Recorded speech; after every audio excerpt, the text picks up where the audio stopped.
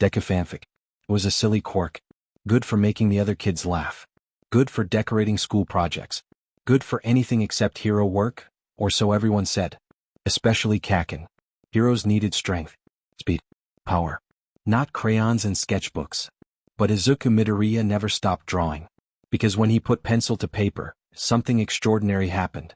His creations came to life. A sketched bird could soar through the sky. A drawn shield could protect the innocent. A simple doodle could become a miracle when someone needed it most. At first it seemed like a harmless trick. Then people started getting saved. Then villains started taking notice. Then the world realized that imagination might be the strongest power of all. They called it a useless quirk. They called him a dreamer. They were wrong. Because heroes don't just save people.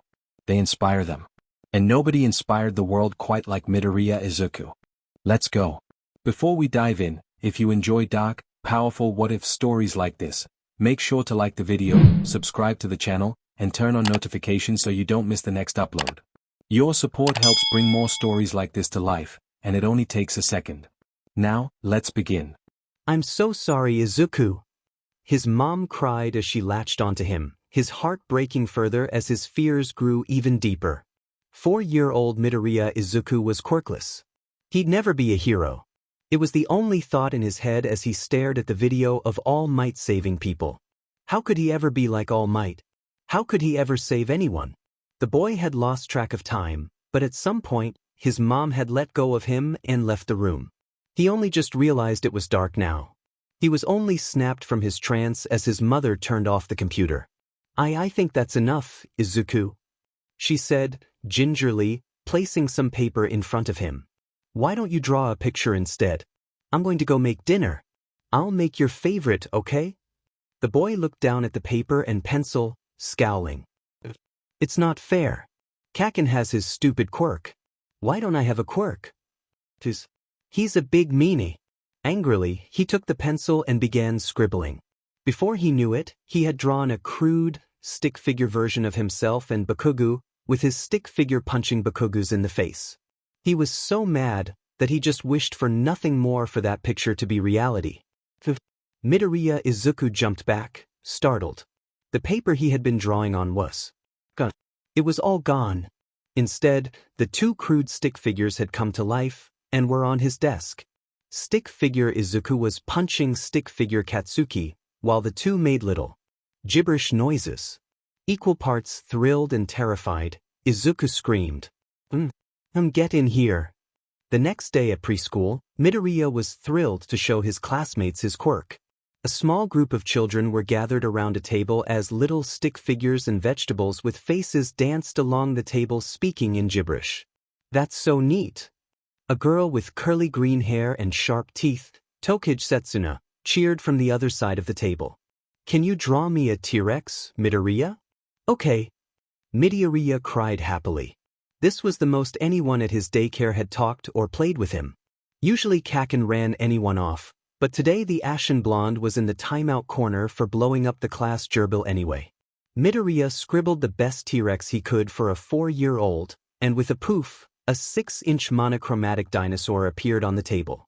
It let out a squeaky roar and ate one of the stick figures. "The doctor says it's called amination." "No, wait. Animation." The whole table of children laughed. "It's so vicious, I love it." Tokage laughed. "Thanks, Freckles." Midoriya blushed as the cartoonish T-Rex began chasing his other drawings around the table. "Why, you're welcome, Tokage. My mom said she's going to put me in art classes to help me with my quirk. Then you can draw me better dinosaurs." The girl gushed. The class assistant, a woman with short red hair, walked over to the table and shook her head. "Erase that before it breaks something, Midoriya." "Okay," he replied as the other children groaned. He poked the T-Rex with a pencil eraser and it turned back into a sheet of paper. He turned to a little girl who had been watching next to him with silver hair. "Do you want me to draw you anything, Yanagi?" Yanagi Reiko turned and looked at him, her arms tucked to her side like she was a little ghost. "Oh, nothing particular comes to mind." The class assistant couldn't be put off at how sophisticated this 4-year-old talked. Midoriya paused. Then, tongue poking out of his mouth slightly as he drew, he scribbled a little ghost. It poofed off the page and floated over to Yanagi. The ghost went, "Oh oh." The silver hair girl smiled faintly. "That is exquisite, Midoriya. Thank you." The boy blushed. Even if his quirk was a little silly, it was really good at making people smile. "I'm glad you like it." Usually the kids at the daycare weren't mean, but he was so unused to being the center of attention. But the best part of it was just how happy everyone was. 6 years later. "Give me that stupid notebook, Deku." Bakugo screamed at the boy. "Your quirk is hecking stupid." 10-year-old Midoriya, fear rose up in his heart. He grabbed his sketchbook, which was not a notebook, but he drew in a lot of those too, and turned, running as fast as he could away from Bakugo and his friends. As his feet pounded against the pavement, Midoriya realized he was running out of playground to use to escape. It was now or never. He jumped onto the waist-high fence and sprang forward, landing on the school's windowsill. He bounced off of it, upwards, and grabbed the ledge to the second story, pulling himself up. He thought, relieved as he heard Bakugo and yelling angrily from the ground. "Get back here, you stupid Deku!" Bakugo yelled impotently from down below. "Stop climbing things, you wuss." "How'd he get so good? He used to always fall," grumbled one of the other boys. Izuku pulled out his notebook and scribbled some water balloons, which he materialized. He stood up and began whipping them down below at Bakugo and his cronies. "Leave me alone, Kacchan." As the water splashed from the balloons, Bakugo growled. It was so much harder to use his quirk when wet. "I'm gonna get you after class, you hecking nerd." Later that night, when he returned home dirty and with singed clothes, his mom was shocked. "Izuku, what happened?" "Kacchan was being mean about my quirk again," Izuku admitted, trying to hold back the dam of tears in his eyes. But I climbed up the school and threw water balloons at him. Then they got to me after school." Inko frowned. "I'll have to call your Aunt Mitsuki. And I'm enrolling you in martial arts classes. I'm tired of you having to just climb up things and you coming back home as that boy's target practice." Her face softened. "And the school keeps calling about ending up on the roof." "Martial arts sounds fun." Izuku perked up. "I'm going to go draw some kung fu guys." "No bringing things to life, young man. I almost tripped over one of those stick figures yesterday." "Ukake mom," he replied in a sing-song voice. Maybe he'd just animate one and erase it really quick. Maybe two. 4 years later. All Might coughed as he finished his explanation of why he looked.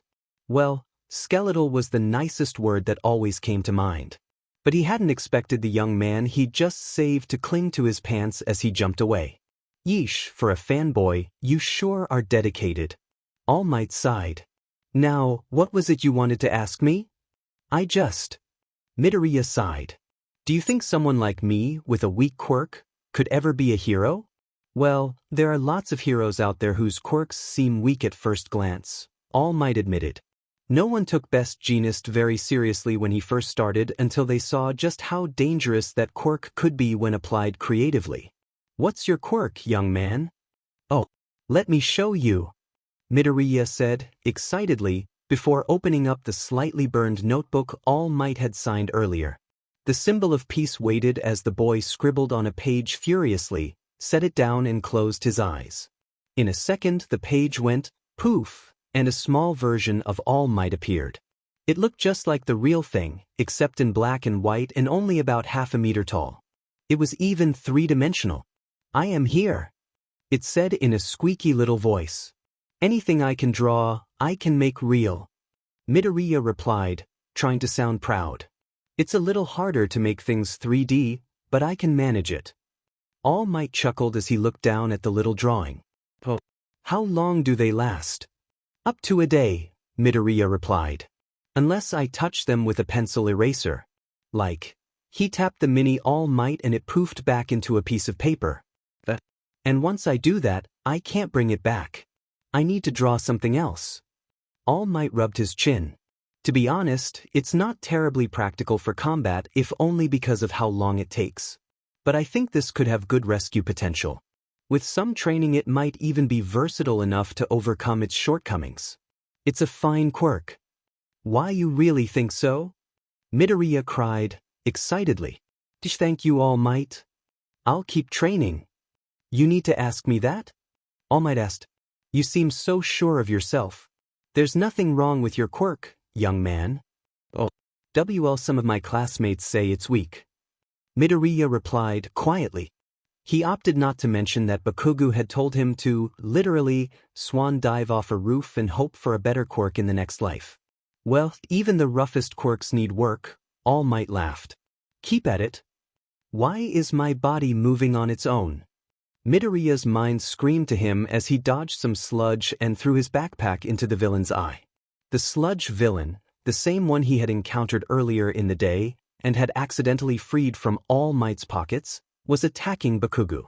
And here Midoriya was trying to help his tormentor out by chucking his backpack at the sludge villain. As his backpack hit the villain in the eye, his notebook and pencil fell out. He grabbed it as quickly as he could and began to scribble something. That hurt you little, oich my god. The sludge villain screamed as Izuku shoved a medieval spear into his eye. You little sheet, where did you get that? Izuku furiously scribbled a container of liquid nitrogen to try and freeze the villain. From several feet away, All Might watched, shocked to see the same boy he spoke to earlier risking his life. And here I am doing nothing. Not today. As Midoriya was about to finish the drawing, sludge splashed all over his notebook. Crap. Now I got you. The sludge villain cried, with only one eye. Oh no you don't. For I am here. All Might cried as he landed. Again. I didn't need your help today, Deku. Bakugo growled before stomping off. Geez, what was that all about? Midoriya rolled his eyes. He looked down at his sketchbook and sighed at the mess it was in. I just bought this one too. He found that the quality of his animations depended on the type of paper he used. If it was just notebook paper, they would be crude, small versions. If he used a sketchbook, his quirk animations were more lifelike in properties. Here, young man, came a booming voice from the bushes. I bought you a new one. Midoriya nearly jumped out of his skin as All Might burst forth from the shrubbery near his apartment complex. Oh my god, income, holy crap, it's All Might. Yes, I am HH. All Might began, but in a poof of smoke he shrank down into his smaller form, coughing up blood. Sorry, I pushed myself a bit too hard today. Are you okay? Midoriya asked. I can run in and get you a towel. No, I'm okay. All Might straightened himself up. I was thinking a lot about what you did today. Why? To be honest, my body just kind of moved on its own. Midoriya admitted. I guess that was kind of stupid, considering what you said about my quirk and combat. On the contrary, All Might chuckled. It reminded me of what happened to me when I first started training to be a hero. That's why I came looking for you. First, to thank you for inspiring me to push myself to save your, well, bully, I guess. Why, you don't need to thank me, All Might. Midoriya replied, earnestly. You've been an inspiration to me my whole life. All Might's face softened. That's too kind, Midoriya. That brings me to the second thing. What if I were to say, offer you a hand in becoming a hero? Izuku's jaw dropped. What do you mean? All Might handed Izuku a piece of paper with an address on it. I want you to meet me somewhere. You look like a sturdy young man, but you need some formal training. Like martial arts? I've been doing that for a few dash. No, this is different. Meet me here tomorrow at 6 a.m. Midoriya nodded, practically shaking with excitement as he took the paper from his idol. I'll be there, All Might. He took off running back to his apartment, too eager to tell his mother about what had happened. Young Midoriya, you forgot your new sketchbook. Over the next few months, Midoriya trained with All Might, removing the trash from Dagobah Beach. All Might used the exercise as a guise of strength and conditioning training for the young man, not telling him it was also a test. A test to see if the young man could handle the awesome power of One for All. He never expected the young man to complete the cleanup 2 months before schedule. Holy freaking super crap, young Midoriya. All Might boomed happily. You've exceeded all my expectations. Izuku wiped the sweat off of his brow as he shoved the trashed mini-fridge onto All Might's truck. Why? Well, I guess all the free-running classes and martial arts I've been doing paid off. Even still, look at you now, the symbol of peace chuckled. You weren't exactly scrawny when we started, but now you're downright swole.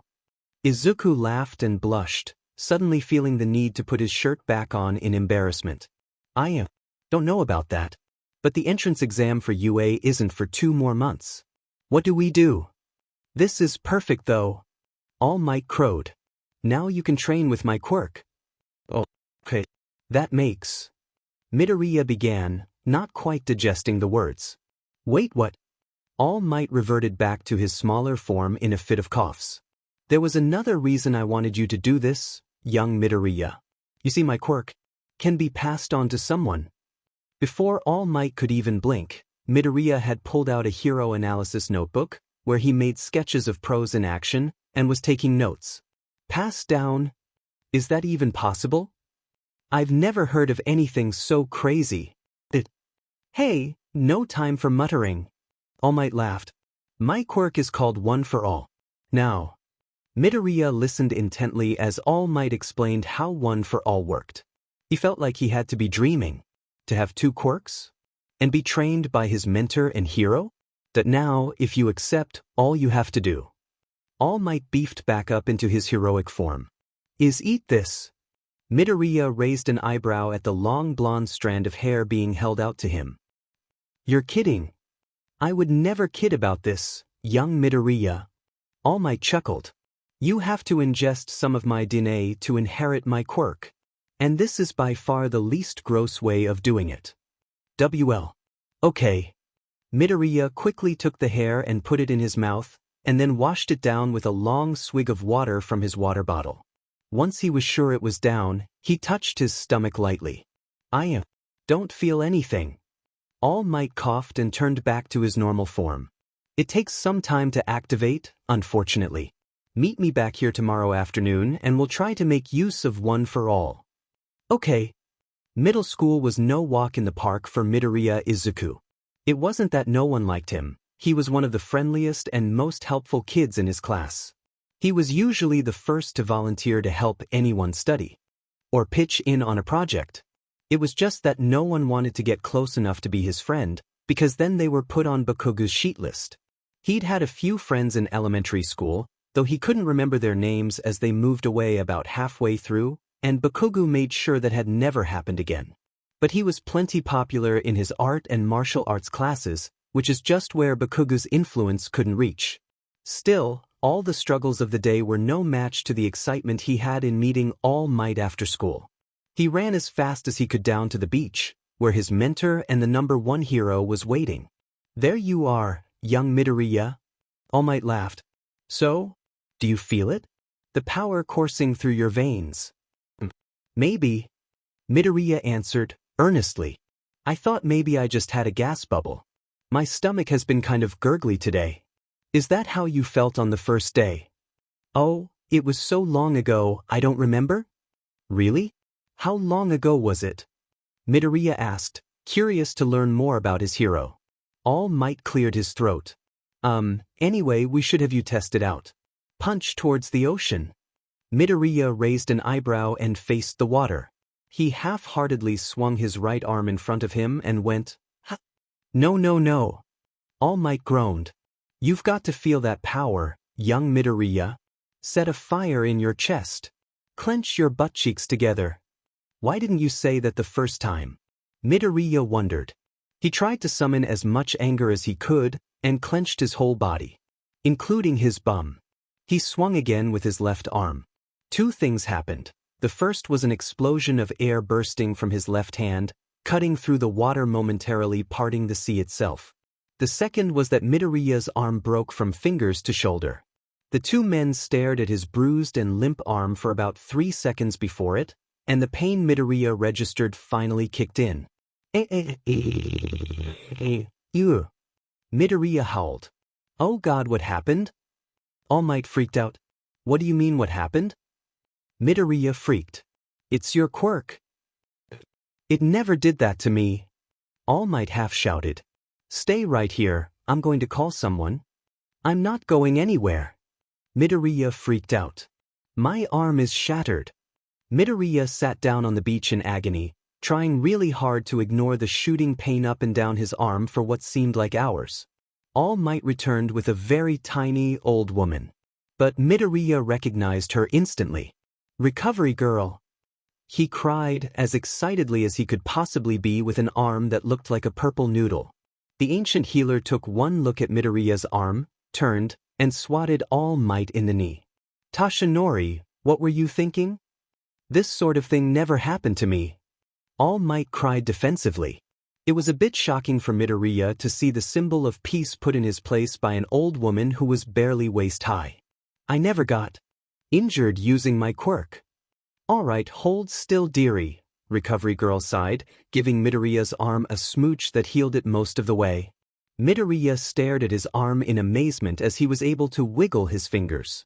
It still stung, slightly, but it was better than having the whole thing being completely shattered. Whoa! Then his eyes drooped and he nearly fell asleep. Huhuea. Yes, the effects of my quirk can make you quite tired, Recovery Girl sighed, before she turned and rounded on All Might once more. You don't have him use that quirk again until you've thought of a good training regimen. But there's 2 months until the entrance exam. All Might cried, defensively. Then you better think quickly. The senior citizen huffed, walking off. Good-for-nothing kids these days.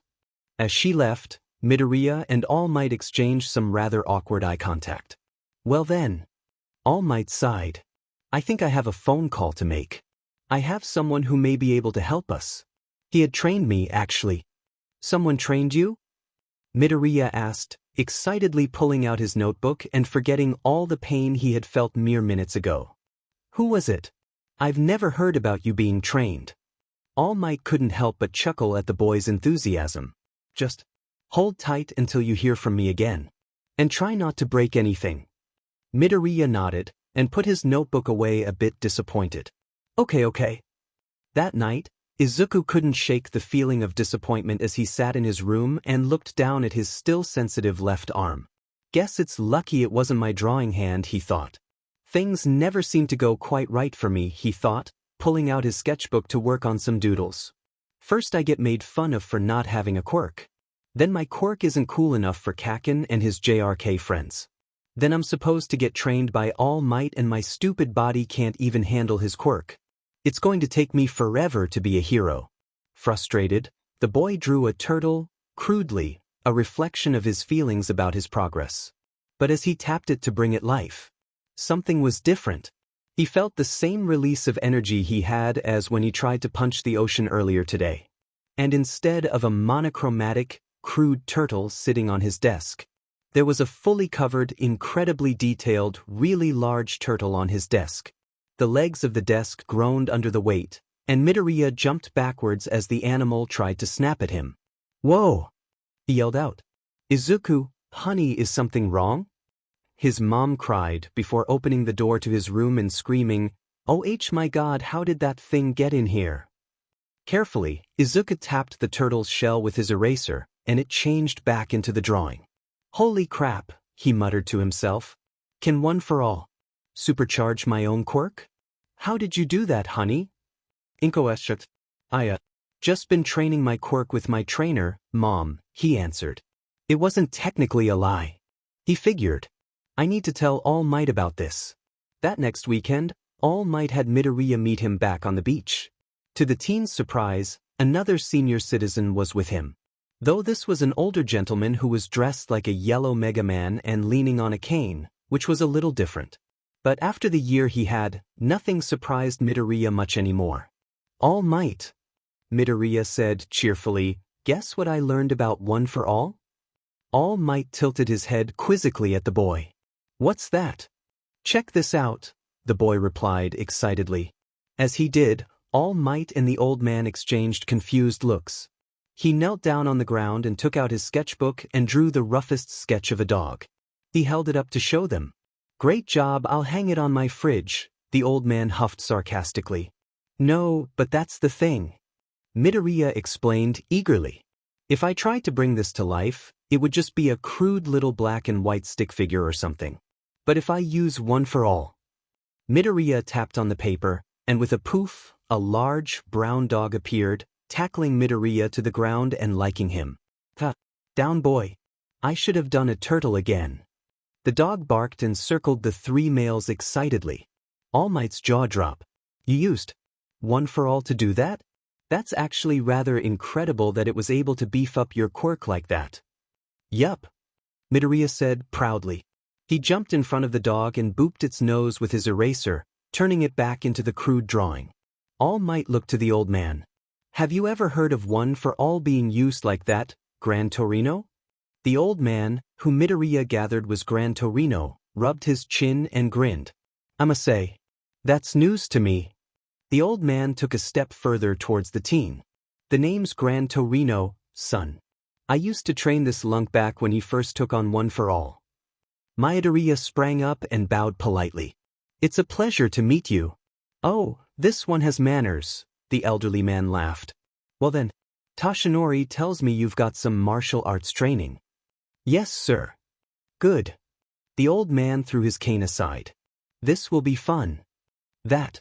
Izuku coughed as his back hit the ground. Suak tucked. It sure did, Gran Torino groaned. You need to stop thinking of one for all as some sort of special move. It's your quirk. You have to feel it as freely as you have your doodling quirk.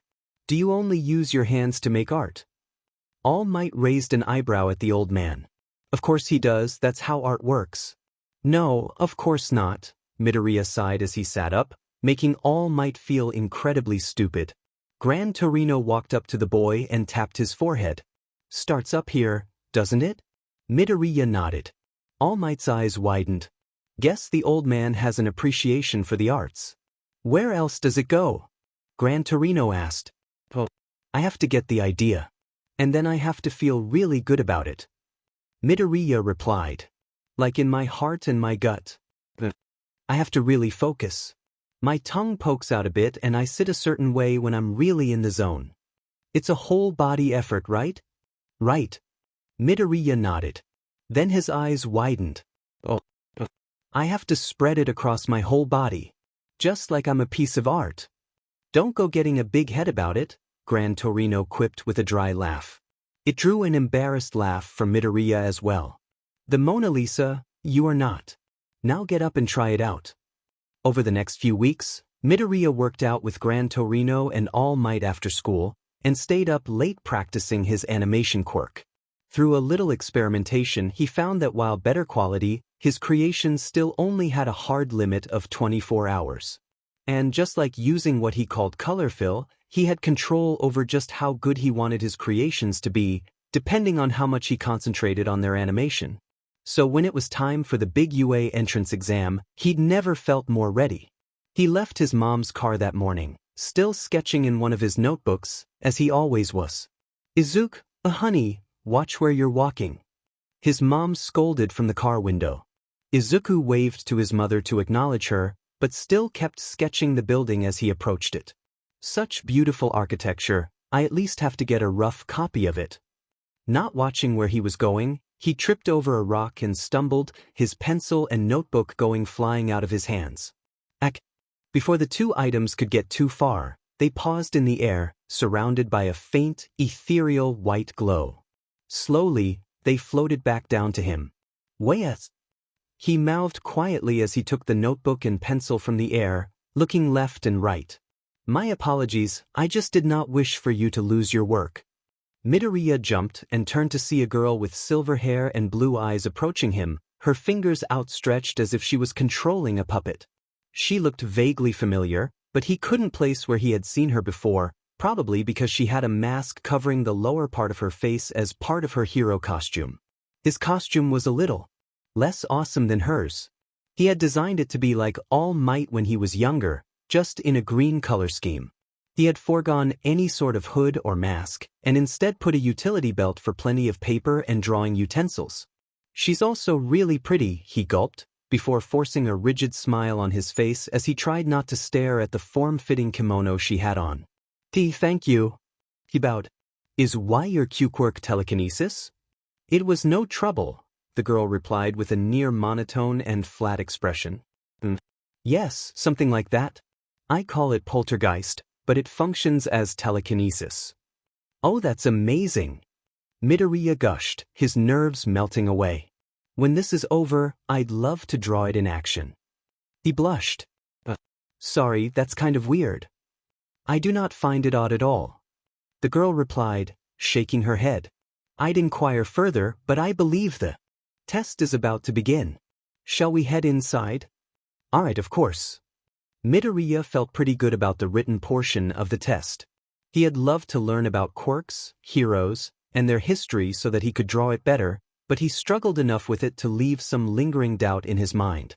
The biggest relief in his mind was that he wasn't put in Bakuga's group for the practical test. He was certain that the Ashen Blonde would have done everything he could to sabotage Midoriya's test, just like he had done his best to sabotage the boy's social life. As he waited for the test to begin, he took out his sketch pad and looked around. I'll need a grappling hook to get to the top of the building. Actually, probably quicker to use color fill. Excuse me. Midoriya looked up to see a boy with blue hair and glasses looking down at him sternly. Yes. This is a test. What makes you think a hero would waste time doodling? The blue-haired boy scolded. If you're going to make a mockery of this institution, I think you would be better off just leaving. Midoriya turned red.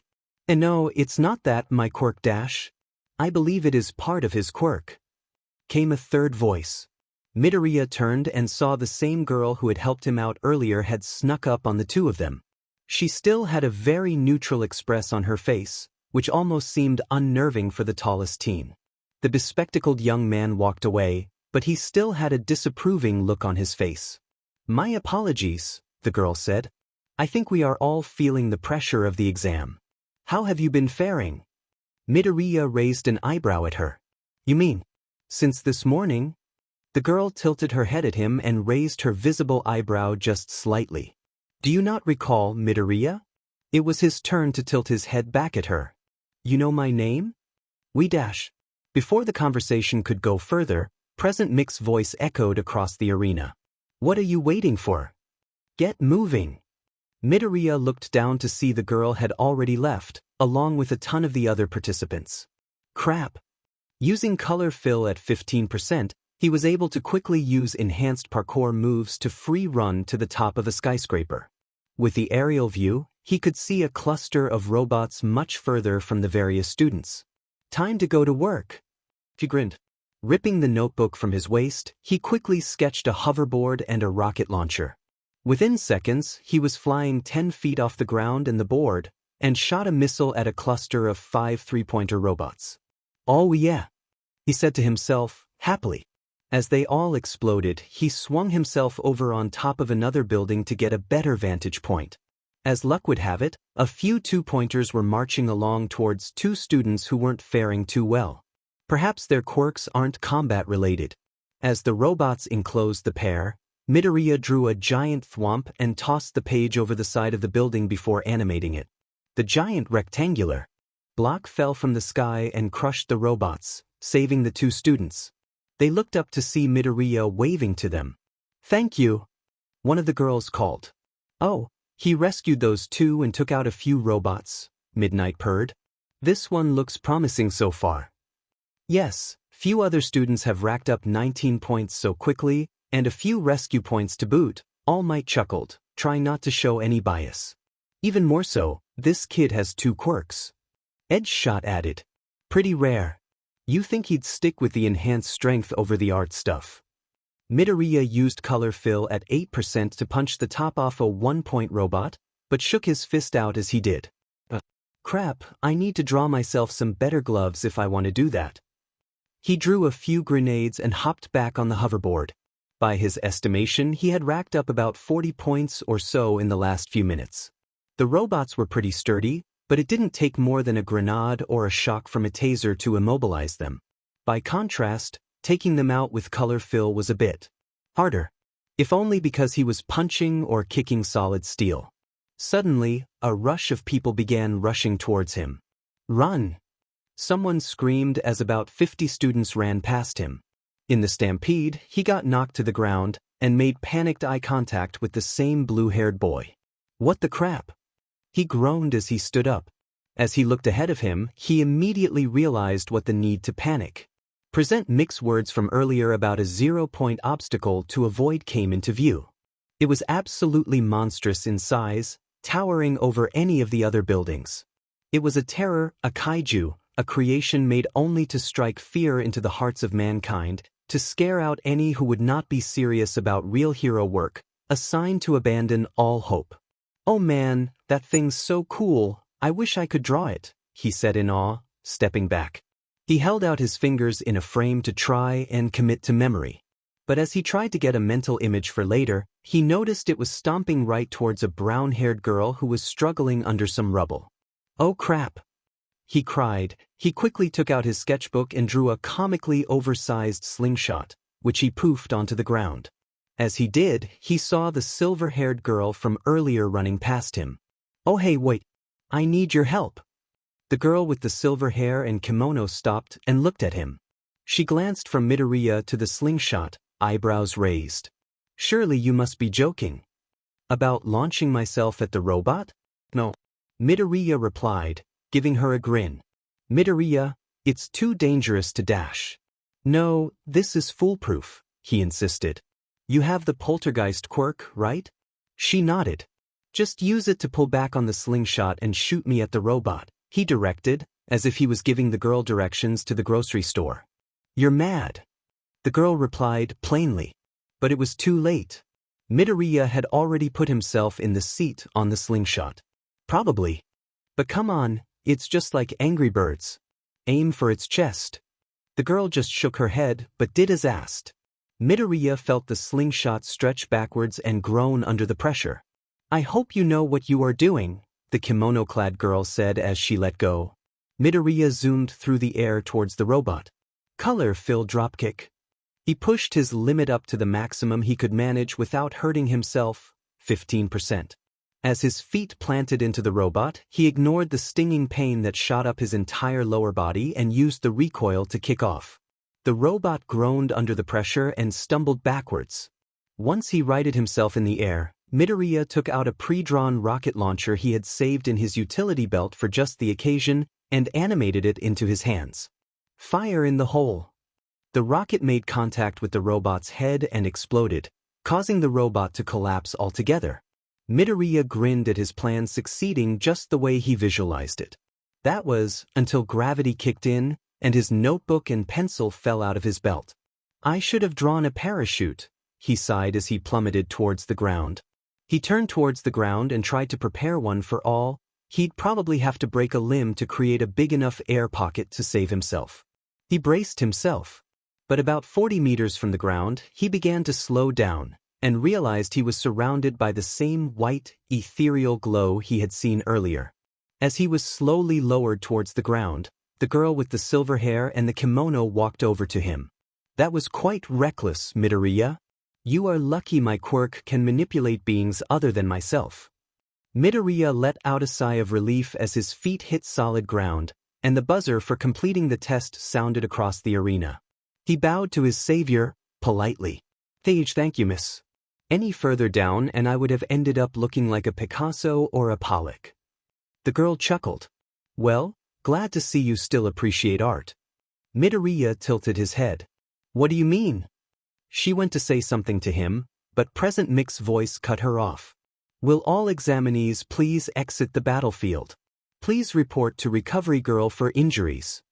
The girl with the silver hair sighed and went to say something to Midoriya, but she was interrupted once more as the girl they had saved, with the brown hair, ran over to them and bowed. "Thank you so much, you guys," she said. "I didn't think I would be able to get out of that rubble in time." She stood up and gave them a bright smile. "I'm Uraraka Ochako." Midoriya, he stuttered, a little overwhelmed to be near two cute girls at once. "My name is Yanagi Reiko," the silver hair girl said, flatly. "Pleasure to meet you." When he heard the name, something in Midoriya's brain clicked. "Wait a minute, I know that name," he thought, turning and looking at the silver-haired girl. "Yanagi." The girl let out a short, quick rueful chuckle and lowered her mask. "Finally. I was wondering whether you would recognize me, Midoriya. Then again, we haven't seen each other since elementary. Midoriya blushed as he got a full look at the girl's face. It was true, they hadn't seen each other for a few years, and he certainly didn't remember her being so pretty. I guess I didn't recognize you with the mask. And your lips didn't look like that when we were kids. Well, you were the only person I've had the pleasure of knowing who always had a pencil and paper with you for your quirk, so perhaps it was easier for myself to spot you, Yanagi admitted. While her voice was still flat and stoic, her features softened slightly. Wow, I thought you guys were like friends or something with how well you work together, Uraraka said happily. She looked around as cleanup crews began cleaning up the destruction. We should get out of here. Agreed, Yanagi said. But before they left, she again floated Midoriya's notebook and pencil down to him, manipulating the objects with her fingers as she used her quirk. You lost these again. Thank you, he cried, taking them graciously and reattaching them to his belt. Your quirk has gotten so much stronger, Yanagi. The slightest pink tinge graced her cheeks as the three walked. Well, one could only hope. I saw her using pieces of broken robots to destroy a whole bunch of them, Uraraka laughed. What was it like as kids?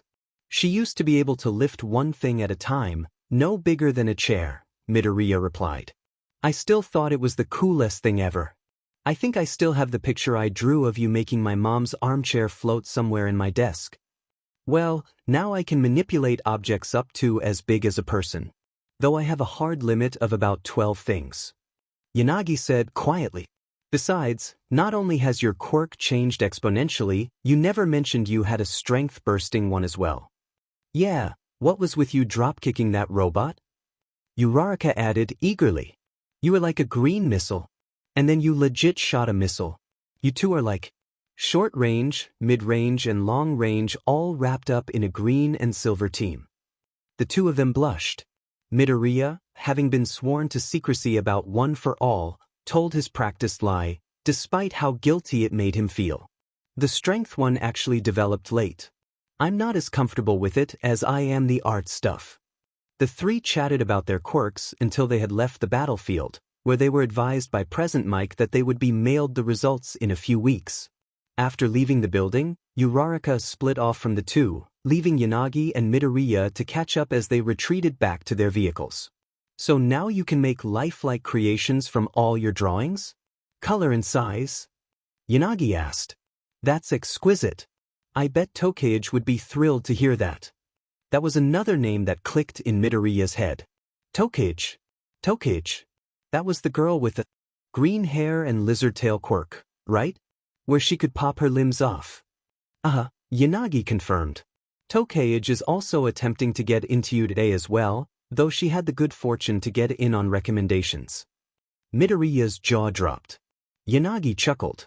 Trust me, we were all shocked as well. She got serious about her grades in middle school, and her aunt is one of the pro-hero faculty. I can only imagine that helped tremendously. Wow. I never would have thought, Midoriya laughed. She was kind of a goof from what I remember. She still is, unfortunately, Reiko sighed. And her penchant for nicknames still goes strong. I'm either Ghosty, or Casper, or some such nonsense. Midoriya laughed. Part of him still felt nervous around her, but a bit of a weight dropped off his shoulders when he realized this was one of the few friends his quirk had won him as a kid. Before he could respond, he heard his mother shout from her car, "Oh my goodness, is that little Reiko?" "Oh God, Mom, no," Midoriya whispered as he cringed. Seeing the reaction, Yanagi smiled, ever so slightly, and turned to see the older Midoriya waving from her car. "Hello, Mrs. Midoriya," the ghostly one greeted, tone shifting ever so slightly to convey politeness as she bowed. Izuku let out a deep sigh as Inko got out of the car. "You were barely up to my stomach the last time I saw you." The mother cried. "It's been ages. Were you taking the hero exam as well?" Reiko confirmed with a nod. "I was able to aid your son in a most daring rescue." "Now you're just doing it on purpose?" Izuku grumped. Reiko shot him a look with a glint in her eye that confirmed, indeed, she was. "That's wonderful." Inko cried, delighted. You should come join us for dinner, dear. I'm sure you're starving. That would be lovely, though unfortunately my father had plans to take me out this evening. Yanagi declined. Perhaps I should exchange contact information with Midoriya so we can arrange another time. Midoriya turned to look at the girl, shocked. Oh, why yes, sure. Quickly, the two traded phones and put their numbers in each other's phones. Afterwards, Yanagi politely bowed and said, I hope we both pass the exam, Midoriya. Why yeah, me too. He answered, trying not to freak out that he now had a girl's phone number that wasn't his mom's. As she walked away, Midoriya tried extra hard not to check her out in front of his mom, only partially succeeding. As he got into the car, he tried not to acknowledge the smug look his mom was giving him. What? Grandchildren, was all his mom said. I'm 15 Well, not now, but you know dash. Can we go home, please?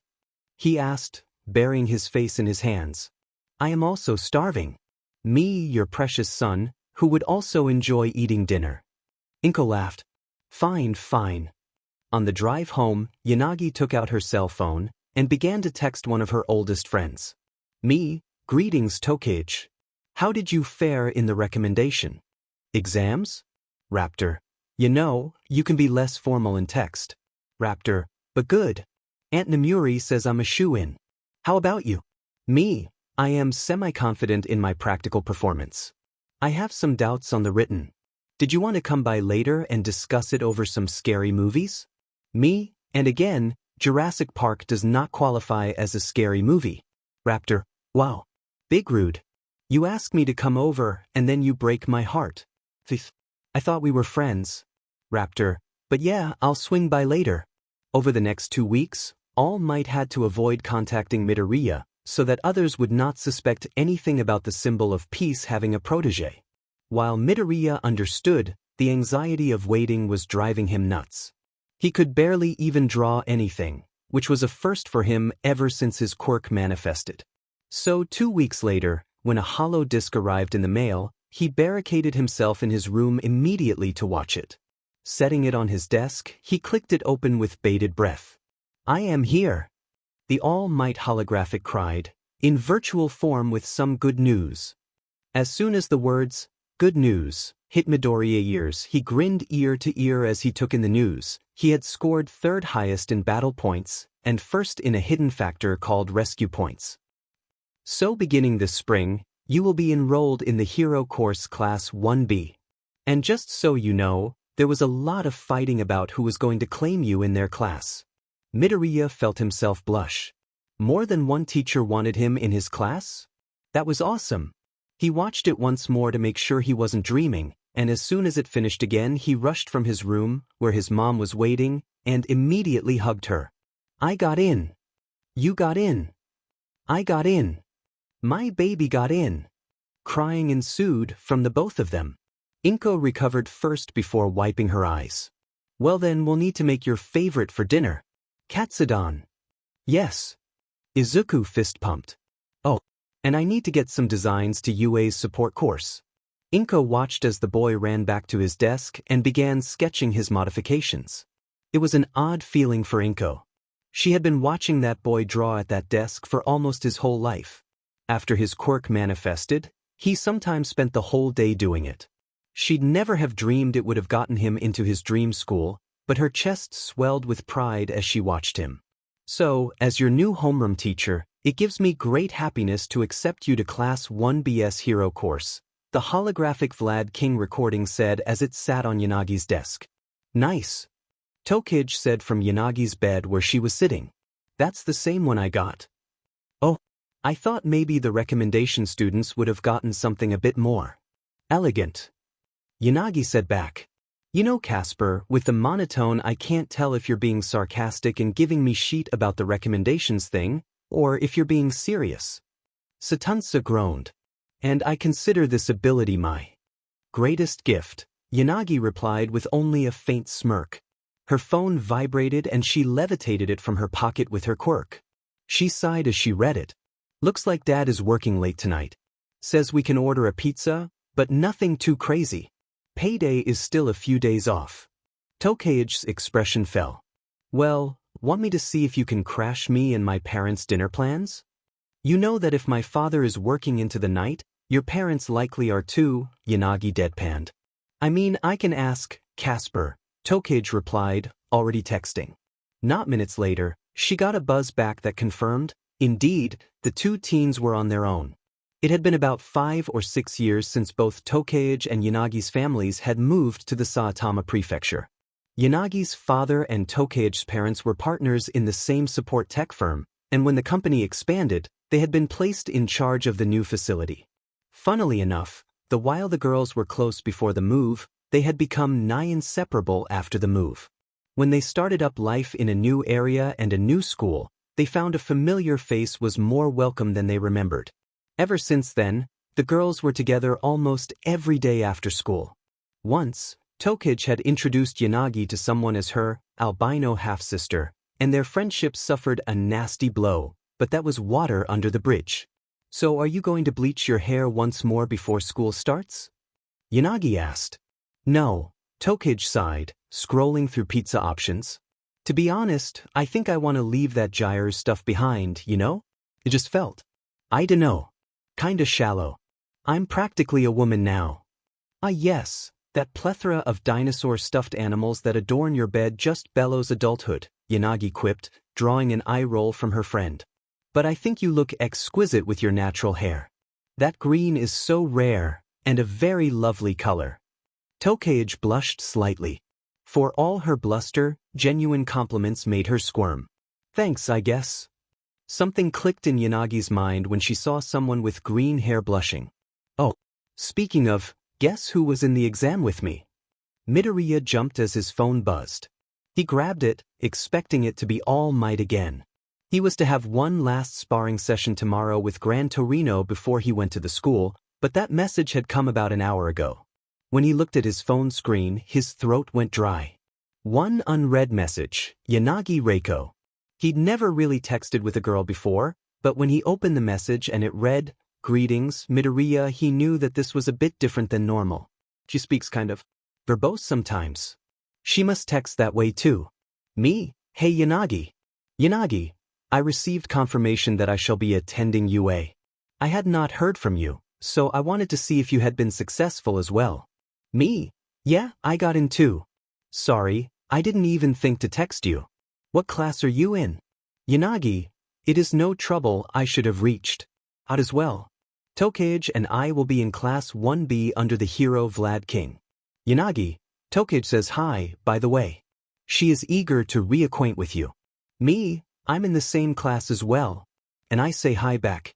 It will be nice to know someone, going to hero school will be intimidating. Yanagi, that is delightful. I must be truly lucky to start with two friends at my side. Midoriya smiled to himself. He didn't really hang out with anyone. None of the people in his martial arts classes or art classes were in the same grade as him, so he never felt right asking to hang out with them. So the fact that Yanagi was willing to call him a friend? After not seeing him in 5 or 6 years. It made going to a new school all that much more exciting. Me, you said it. What are the odds? Good job today, kid, I almost worked up a sweat. Gran Torino grinned as he grabbed his cane off the ground. Almost. Even working at 8% power, All Might added. That's enough for a novice-level strength enhancement quirk. You'll fit right in. Yeah, but he's going in with 2 quirks, Gran Torino huffed. You're going to have a target on your back. Oh, Midoriya said, face falling slightly. Is that what you meant about? The teacher's fighting over me. Well, that, but also, everyone's going to look to outshine you, All Might clarified. The teacher for 1A tried to group you in, but then he would have had the top 3 scorers from the exam. Your new homeroom teacher threw a stink about it, and principal shuffled you around the last minute. The point is, the staff knows to expect a lot from you, so you'll have to live up to that performance. Midoriya's face turned determined and he nodded. Got it? I can do that for sure. Alright, well, I think I've been away from home for too long.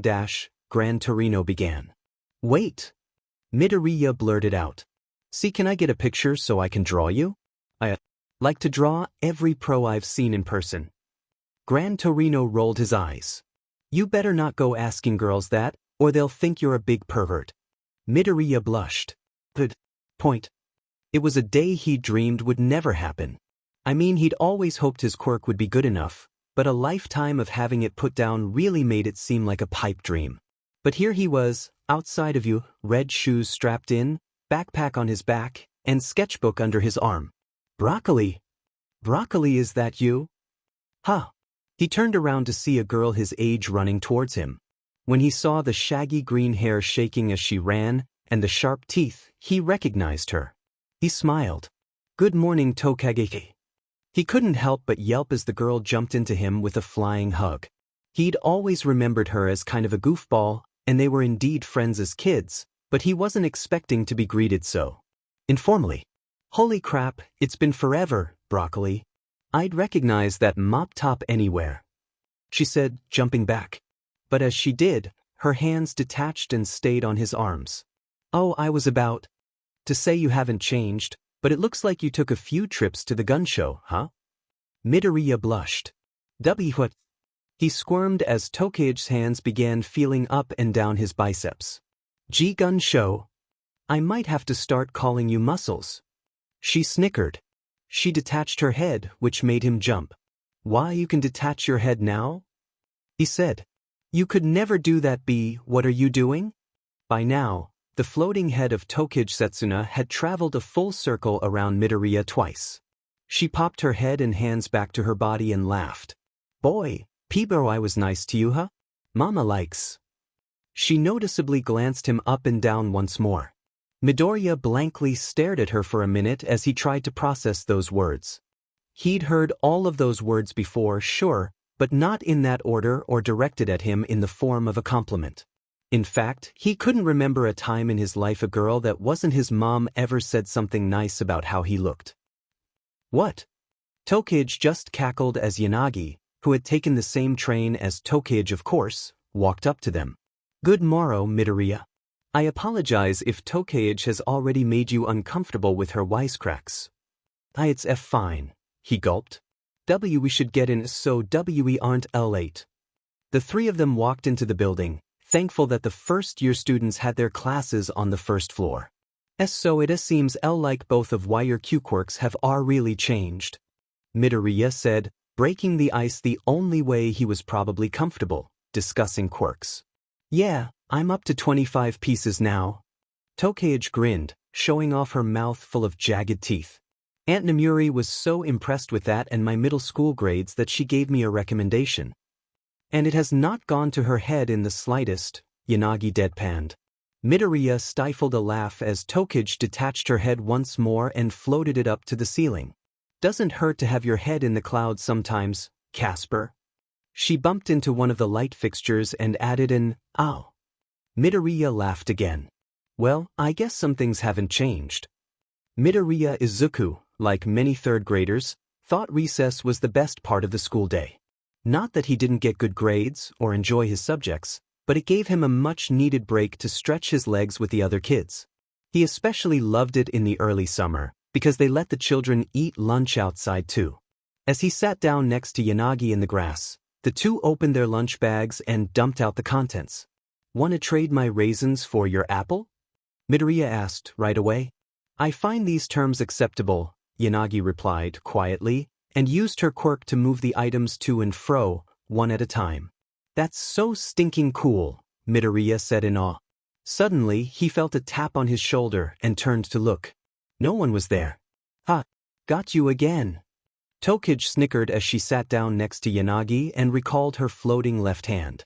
"Guess I gotta it to you," Midoriya snickered, drawing a laugh from Tokage and a groan from Yanagi. "Regardless of the terrible puns you two plague me with, I fear all the basketballs have been taken for recess already," Yanagi said as she bit into her sandwich. "Deplorable. Peanut butter and jelly again. I can draw us a ball to play with." Midoriya volunteered. "Or some jump ropes or something." "Our hero," Reiko replied, making Midoriya blush. "Orange, you glad he's our friend, Casper?" Tokage said, nudging Yanagi. "Get it? 'Cause basketballs are orange." Yanagi glared at the lizard-like girl. That hardly needed explaining. As the three caught up, They were interrupted by the sound of a small explosion and a scream from a classroom they were passing, Class 1A. "You shitty nerd," said a screaming blur of blonde hair. "How did you even get into this school, you F Deku?" At the word, Deku, Midoriya locked up nervously, and he was suddenly staring down an angry Bakugo who had grabbed him by the collar. Kacchan? He replied, nervously. Well, I passed the exam. With your shitty quirk. You must have cheated. Bakugo screamed in his face. Midoriya blinked and wiped the spit from the screaming blonde off his face. Before he could even stammer out a response, Bakugo's body was surrounded by the ever-familiar ethereal white glow of Yanagi's quirk. She floated Bakugo back to the door of Class 1A. Midoriya performed quite admirably, Yanagi replied. Her usually flat tone held just a hint of finality, but for Tokage she knew that was as close to angry outburst as the girl usually got it. Yeah man, what's it to you? Tokage snorted. You sure haven't changed. Bakugo looked at the two girls with visible confusion. I don't even effing know who you extras are. Tokage opened her mouth to argue back, but Midoriya gently grabbed her arm and pulled her towards Class 1B. See, come on guys, W should you get to 1B before we're late. Bakugo, get in here, cried the familiar voice of the blue-haired teen from the entrance exam. Hurriedly, Midoriya led the other two away from class, trying not to flinch as a shout of, "This isn't over, Deku," came from their sister class. Geez, Tokage grumbled as they went inside their new classroom. Didn't miss that guy. The three ended up being the last ones to enter. As the other 17 students looked up at the trio, Midoriya couldn't help but feel a bit nervous. Meeting new people was never his strong suit.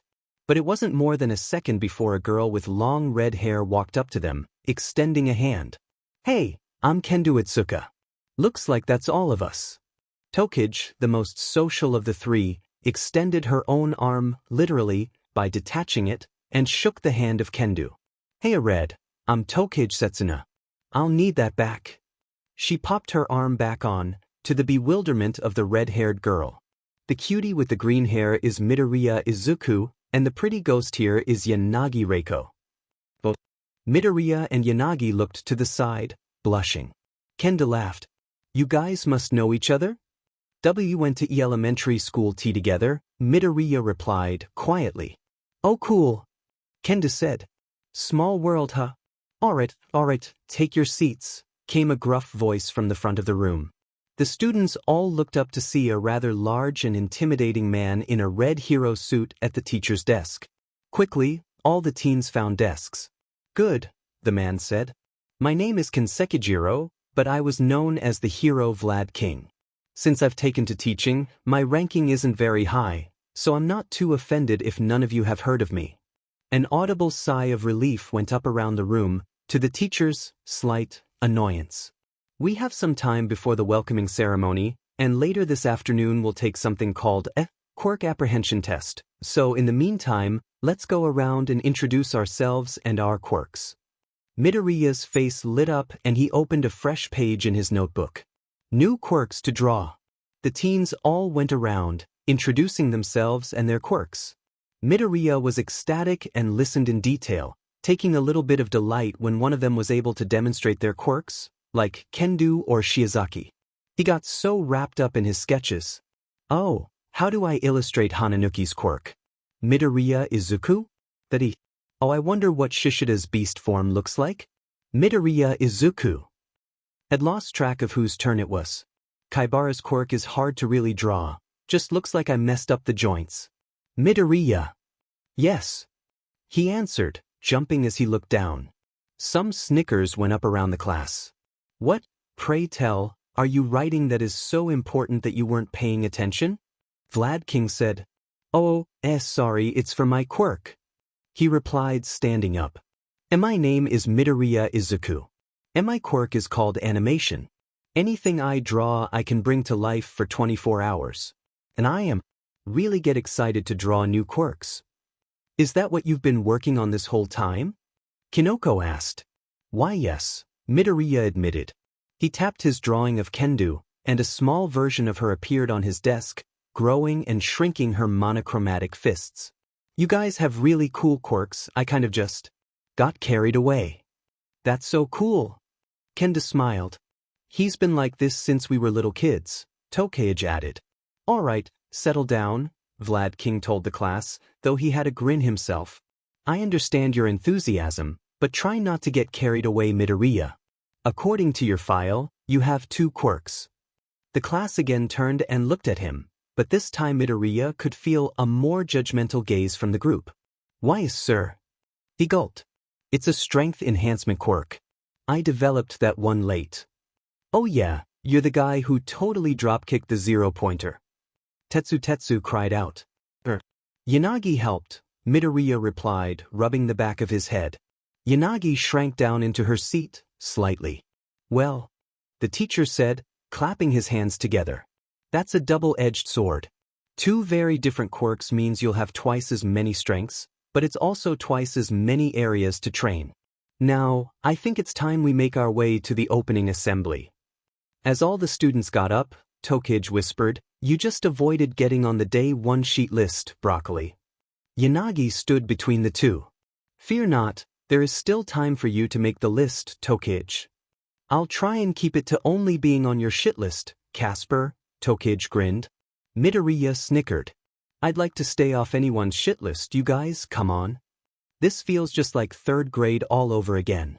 The students of Class 1B were surprised that Class 1A hadn't showed up to the welcoming assembly. Principal Nizu continued on without any thought or concern to the matter, so it must not have been that big of a deal. Still, Vlad King seemed annoyed that his counterpart for the hero course wasn't present. The assembly was pretty nice, all things considered. Presentations and speakers addressed the support, general and business courses too, which were all top of line. It was impressive, considering Aldra had never exactly been a palace of amenities, in Midoriya's opinion. After the assembly and some introductions to their classes from Ectoplasm and Present Mike, Izuku had a chance to geek out about meeting famous pro-hero Lunch Rush. He stayed behind in the line just a tad too long asking the hero questions, so when he took his tray and turned towards a cafeteria that could only be called vast, he felt a twinge of panic. Crap, do I have to sit alone again? Well, until a disembodied hand landed on his shoulder. He instantly recognized it as Tokage's as it began pointing him towards a table. A wave of relief washed over him as he saw her waving him over with the rest of her arm. He sat down at the table to see just about all of Class 1B already there. Surprised you could tear yourself away from your new best friend, Tokage snickered. I can't believe you asked Lunch Rush what the secret to his egg drop soup was. I needed some answers for my... Midoriya began, realizing she was kidding halfway through the sentence. Drawings. Tokage laughed. You must have so many sketchbooks at home. You were like that as a wee one. Do you draw every hero you've seen, Sir Midoriya? Shishida asked. He was seated across the table from Midoriya, next to Kendo. I try to, he answered. I never thought my quirk would be all that great for heroics, so I kind of got obsessed with heroes and their quirks. Wanted to capture them all. He's a total fanboy. Tokage said, throwing an arm over him. But he's really good. I'm okay. The boy added, shyly, but I can't wait to see your quirk in action during the test, Shishida. It can be rather undignified, but I'd like to think it's quite formidable, the furry lad replied with a smile. Midoriya listened as his classmates talked about their quirks and their personalities. But from a few tables over he could see Bakugo shooting him a death glare. He tried to put it out of his mind, but as he looked around the cafeteria he saw there was another student giving him a death glare, a boy with red and white hair, and a scar over one of his eyes. Yanagi noticed as well. Have you done something to draw that boy's ire, Midoriya? I don't think so, he replied. It does look like he's glaring at me though. He shifted his focus back to his table. He didn't seem to have any enemies in his class, which was the most important thing. And he was able to forget the dirty looks once they all went outside for the quirk assessment test. So, I'm sure you all remember the physical fitness exams you took growing up. Vlad King instructed on what looked like a softball field. The students had all gathered in their gym uniforms, as instructed. A groan went up across the class. But this is a hero school, so we're going to do something like that with quirks. The groan turned into a collective cheer. All right. This will give a good sense of your abilities and strengths. This isn't for grades, I just want to get a measure on where everyone needs to improve. So make sure you do your best. He took out a baseball and a speed radar. Kendu, can you assist me with the first event? The class watched as Vlad demonstrated that he wanted them to stand in a circle and just throw the ball as hard as they could. With her enhanced strength and giant hands, Kendu managed to get 527.2 meters, drawing gasps of admiration from her classmates. Midoriya watched as Yanagi took it to the outer limits of her quirk, which was only about 100 meters. Tokage separated her hand, flew it out with the ball another 400 meters and then threw it, falling just short of Kendu's goal. Kaibara had the highest score of 659, but he had spun his arms so rapidly the ball went backwards when he released it. Vlad still counted it though. Shishida fell just behind in his beast form, and some of the other students didn't have as much luck, of course.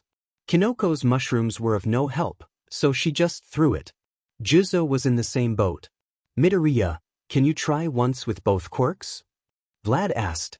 The Grionet squirmed. All the attention to his dual nature made him feel very put upon. Still he nodded and decided to go with color fill.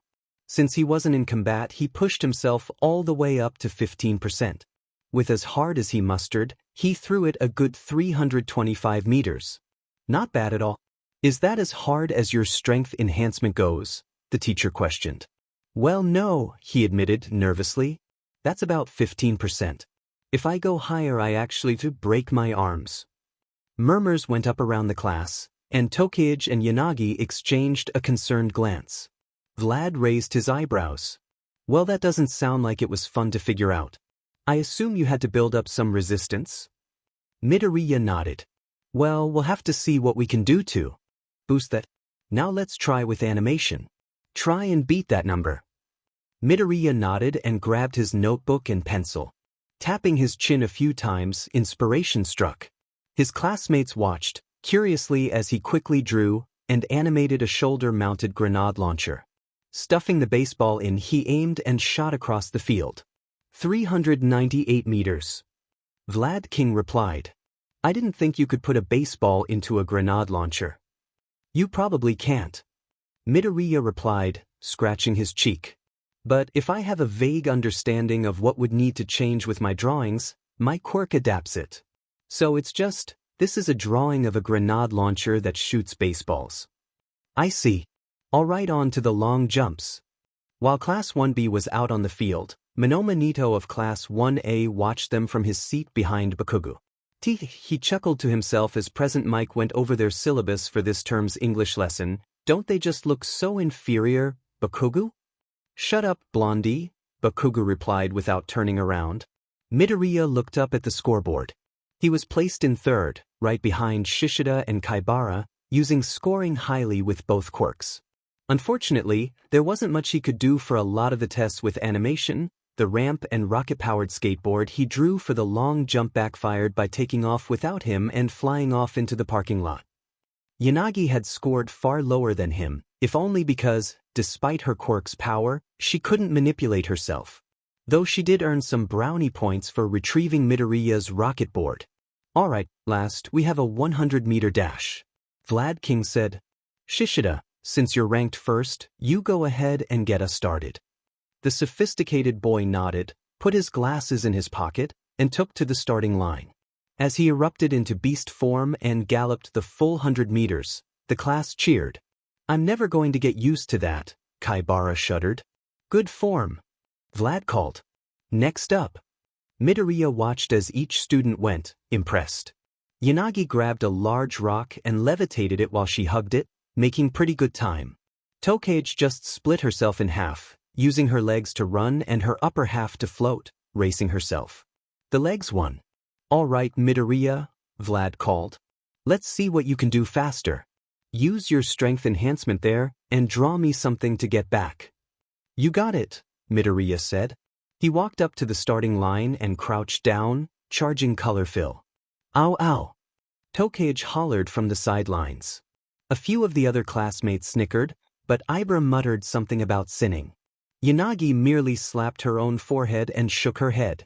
Who asked for cake? Hey! Vlad barked. Tokage, one more comment about Midoriya's rear end and you'll be sent to the principal's office. Midoriya was glad no one could see how red his face was as he took off running. Luckily, it just pushed him to run harder as he sprinted across the finish. Just short of Shishida's time, Midoriya. Vlad called. Let's see what your drawings can do. Midoriya caught his breath and turned, looking at the eager faces of his classmates. His gaze lingered over Tokage for a second, and he got an idea.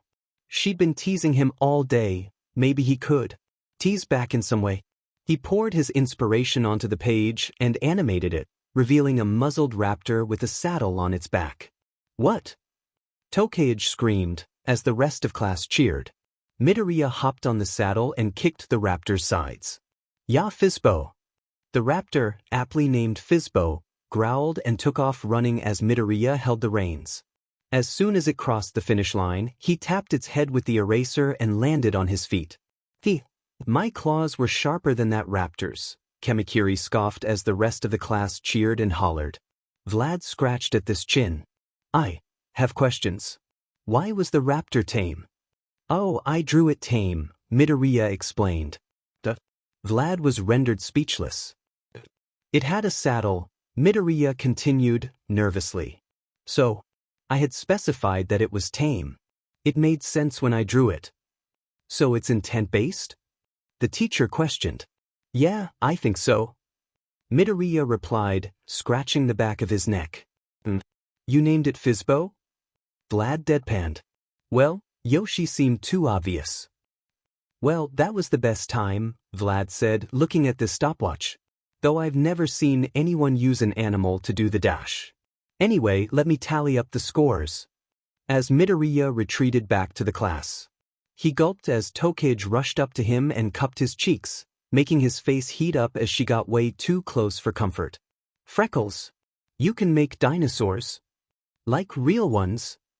This has been a good exercise, Vlad King said, looking over his notes. Some of you have quirks that aren't suited for this, but it gives me some ideas. You're all dismissed for the day. Hit the showers and head home. Midoriya sighed and headed back towards the locker room. He could be happy with second place. As he walked, Tokage slung her arm around his shoulder again. Give it to me straight, Broccoli. Are you going to ditch Casper and I for the big leagues? Midoriya gulped at the repeated close contact. Childhood friend or not, now that PBRDY had graced all these teenagers with hormones, it felt a bit different. YU is a scored F5T Tokage, I don't think I outclassed YU. I appreciate you haven't let stardom get to your head, she replied, nudging him in the ribs. It drew a chuckle from him. I would fare to say I was outclassed, if we're speaking in earnest, Yanagi sighed from the other side of Tokage. Perhaps one day I'll be able to manipulate myself with my quirk, but today was just not meant for me. You two performed quite well, however. Why your quirk is amazing, Midoriya assured her. Why you'll be able to show it off next tea time, I'm sure. Hopefully so. She replied. Thank you, Midoriya. Mom, I'm home, Izuku cried as he got through the door. Inko had been waiting anxiously for the last hour to hear about her son's first day at the prestigious hero school. There had been a lot of guilt building in her mind over the last few weeks, if she was completely honest with herself. She had never thought his quirk was suited for such dangerous work, so when he actually managed to get into UA, she felt like she was eating crow on some of her old conversations with her son. 6 years prior. Inko sighed when she heard the door to the apartment slam shut, and the sound of her 9-year-old son run into his room. She was pretty sure she hard sniffling too. There were 2 ways Izuku normally came home. Either happy and excited to tell his mother about his day, or, well, essentially what had just happened. She walked over to his door and gave it a gentle knock. Izuku, sweetie, was that you? Leave me alone, was the familiar answer that came through the door. A bad day for sure, Inko realized with a sigh. It seemed Izuku had more and more of those ever since his little friends Reiko and Setsuna had moved. With no one else to hang out with, he gravitated back towards Katsuki and his group, much to Inko's dismay. "Would you like a cookie?" she asked, hoping she could bribe him with sweets. Well, I'll just eat them all myself." "No, I want a cookie." Inko smiled and went to retrieve the cookies from the kitchen. Putting one on a plate, she walked into the room to see another familiar sight. Her son sitting on his bed with his knees pulled up to his chest. He had already changed into his t-shirt and shorts, so Inko set down his cookie and walked over to his clothes hamper. "And oh wait!" Izuku cried. It was too late. Inko had picked up his dirty uniform and sighed to see another uniform shirt was burnt. She let out a large sigh and turned to her son. "Did you and Katsuki have another fight?" Little Izuku said nothing, just turned away from his mother. "Tell me what happened, or I'll take away the All Might game," his mother replied, sternly. With a groan and flopped down onto the bed, Izuku gave up. "Kacchan said my quirk would never be good enough to be a hero like All Might. So when I tried to draw something to prove him wrong, he blew up my sketchbook." "Again," Inko said, trying to keep the aggravation out of her voice. She had already wasted more than enough money on art supplies for her son. It was bad enough he went through paper like a madman, but did Katsuki really have to destroy so much of it? Izuku nodded, fighting back the tears in his eyes. Inko sat down and ruffled her son's hair. "I'm sorry. You want me to call Aunt Mitsuki again?" Izuku shook his head and rolled over, facing the wall. "I'm gonna be a way better hero than him, someday. Right, Mom?" Inko let out a sigh. "It's not all about heroics, Izuku. There's a lot you can do with your quirk, okay?" She saw her son let out a small quiver. Either from sadness or annoyance, she wasn't sure. "Going to get started on dinner. Do your homework, okay?" Present day. "Is that you, Izuku?" His mother yelled from the kitchen, pretending she hadn't been waiting for him at the living room table. "How was your first day?" "It was awesome," he exclaimed, excitedly, putting his backpack down next to an armchair and sitting across from her. "My classmates have such cool quirks. And guess who's in my class?" Once on their train ride home, Yanagi did what she always did, scour the creepypasta websites for any new material. Tokage did what always did as well, lean over her shoulder and give her a hard time. "Any good spookums today, Casper?" Tokage teased as she grabbed her own phone. She frowned slightly as she read her new, unread message. "Ah crap. My parents aren't going to be home tonight. Can I come hang with you?" "To be honest, I'm more surprised the days you don't come right to my house," Yanagi replied with a monotone. "Woo Casper, if I didn't know any better, I would think you hated my company," Tokage said, throwing her hand over her forehead in faux hurt. "With every fiber of my being," was Yanagi's dry quip back. The two girls both snickered and went back to their phones for the rest of the train ride. "That sounds great," Inko beamed. "It makes me so happy to hear your old friends are in your class too. Maybe you could invite them over like you used to." Izuku's face fell, slightly. "Sure, Mom," he said, half-heartedly. "Don't know if I want you embarrassing me in front of them now that they're hot." "Wait, what?" He felt his face heat up at the realization. No wonder he hadn't felt all the way comfortable with them. Tokage's words of, "Oh, I was nice to you," echoed in his head. "You all right, dear?" Inko asked. "You look a little red." "Why, yes, sorry. Anyway, I'll talk to them about maybe doing that once we've settled into classes and stuff. I'm not sure where they both live anyway," he said hurriedly. "Casper, let me borrow a shirt," Tokage yawned as they entered the front door of the apartment Reiko shared with her father. "I shall do no such thing," Reiko replied with a sigh. "I've been doing laundry twice as much as usual with how often you borrow my clothes. Next time just bring a shirt in your backpack." Tokage raised an eyebrow. "Please." "I refuse. I am putting my foot down, Setsuna." "All right, you asked for it," Setsuna chuckled. She took her shirt off and threw it on the couch, leaving nothing but a dark purple bra. Reiko immediately turned red and looked away. "Cover yourself, harlot." Tokage laughed. "Geez, come on Reiko, we've been friends for years and have had like a million sleepovers. Don't tell me for the horror lord is afraid of melons." "That's..." Reiko began, unable to find her tongue. Put those away, you degenerate. They're going to haunt you, Casper. Tokage laughed, walking closer to the poltergeist user. She grabbed her chest in each hand and shook it at her friend. Bousums. I'm getting you a shirt, Yanagi stammered, walking to her room. Party pooper. Tokage called, plopping down on the couch and grabbing the remote. Yanagi shut her door telepathically, deciding to take a breather to try and quell the hammering in her chest. She'd notice her heart rate really crank up today during 2 times. The first was when Midoriya had been doing sit-ups and she had to hold his feet down. She had noticed the way the gym uniforms had clung to certain parts of his body. She had found herself staring at these rather private areas farther than what she considered acceptable. The second was standing behind Tokage when she was in position for the sprint. Again, she found her eyes locked on Tokage's backside for, well, longer than acceptable. With Tokage's brazen actions, that made a 3rd time that day. Yanagi was familiar with lust.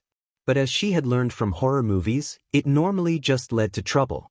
And feeling it towards her only 2 friends at UA seemed particularly troublesome. Hey Spooky, what are we ordering for dinner?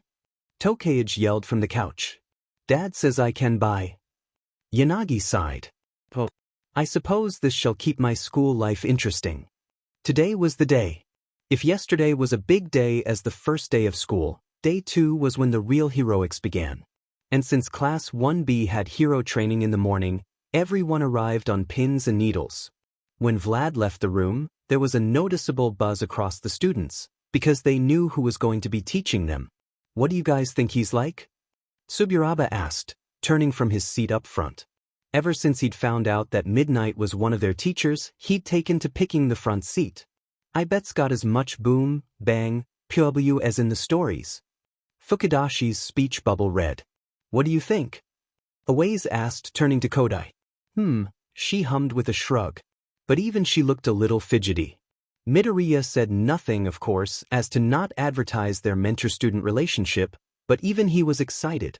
After cleaning up the beach, most of the actual training had been done by Gran Torino, so seeing All Might's teaching style was going to be an experience. Especially considering he would be teaching the whole class.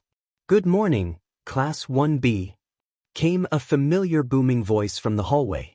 I am. All Might opened the door, coming through the door like a normal person. About half the class slapped their foreheads and laughed.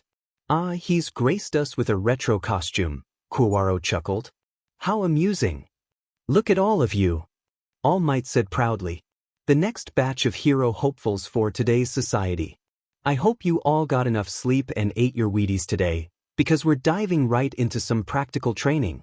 A cheer went up among the students. Even Kodai smiled, which was a rare feat indeed. Now for the best part of new heroics training. All Might beamed. Time to suit up. Meet me at ground beta. Compartments opened. In the wall, with all the students' hero costumes sliding out. Eagerly, the students all flew out of their seats to their respective compartments. Midoriya was particularly excited. He'd gotten an email last night from the support course, assuring his updated suit would be ready for their morning training, with all the updates he'd requested plus a few more things that would help him with his quirks. Grabbing the garb, he ran to the boys' locker room, eager to try it on. A note accompanied the suit, which he read before he tried it on. 2 quirks, huh? Well, that made this baby a fun one. I kept the green and black color scheme you wanted, but I added some steel soles for your shoes since you said you try to avoid punching. Instead of having all your paper on your belt, I put it on a roll on your left arm, and it perforates on the top. There's also a collapsible tray to pull down and draw on so you always have a sturdy surface. The left glove is padded for strength, and the right glove is an artist's glove that will compress and help prevent carpal tunnel. There are paper refills and pencils in your belt. The roll is pretty easy to change. We'll email you the instructions later tonight. Keep the requests coming. Hatsume. Midoriya smiled at the note and tucked it into his belt once everything was put on, and experimented with the tray on his left arm.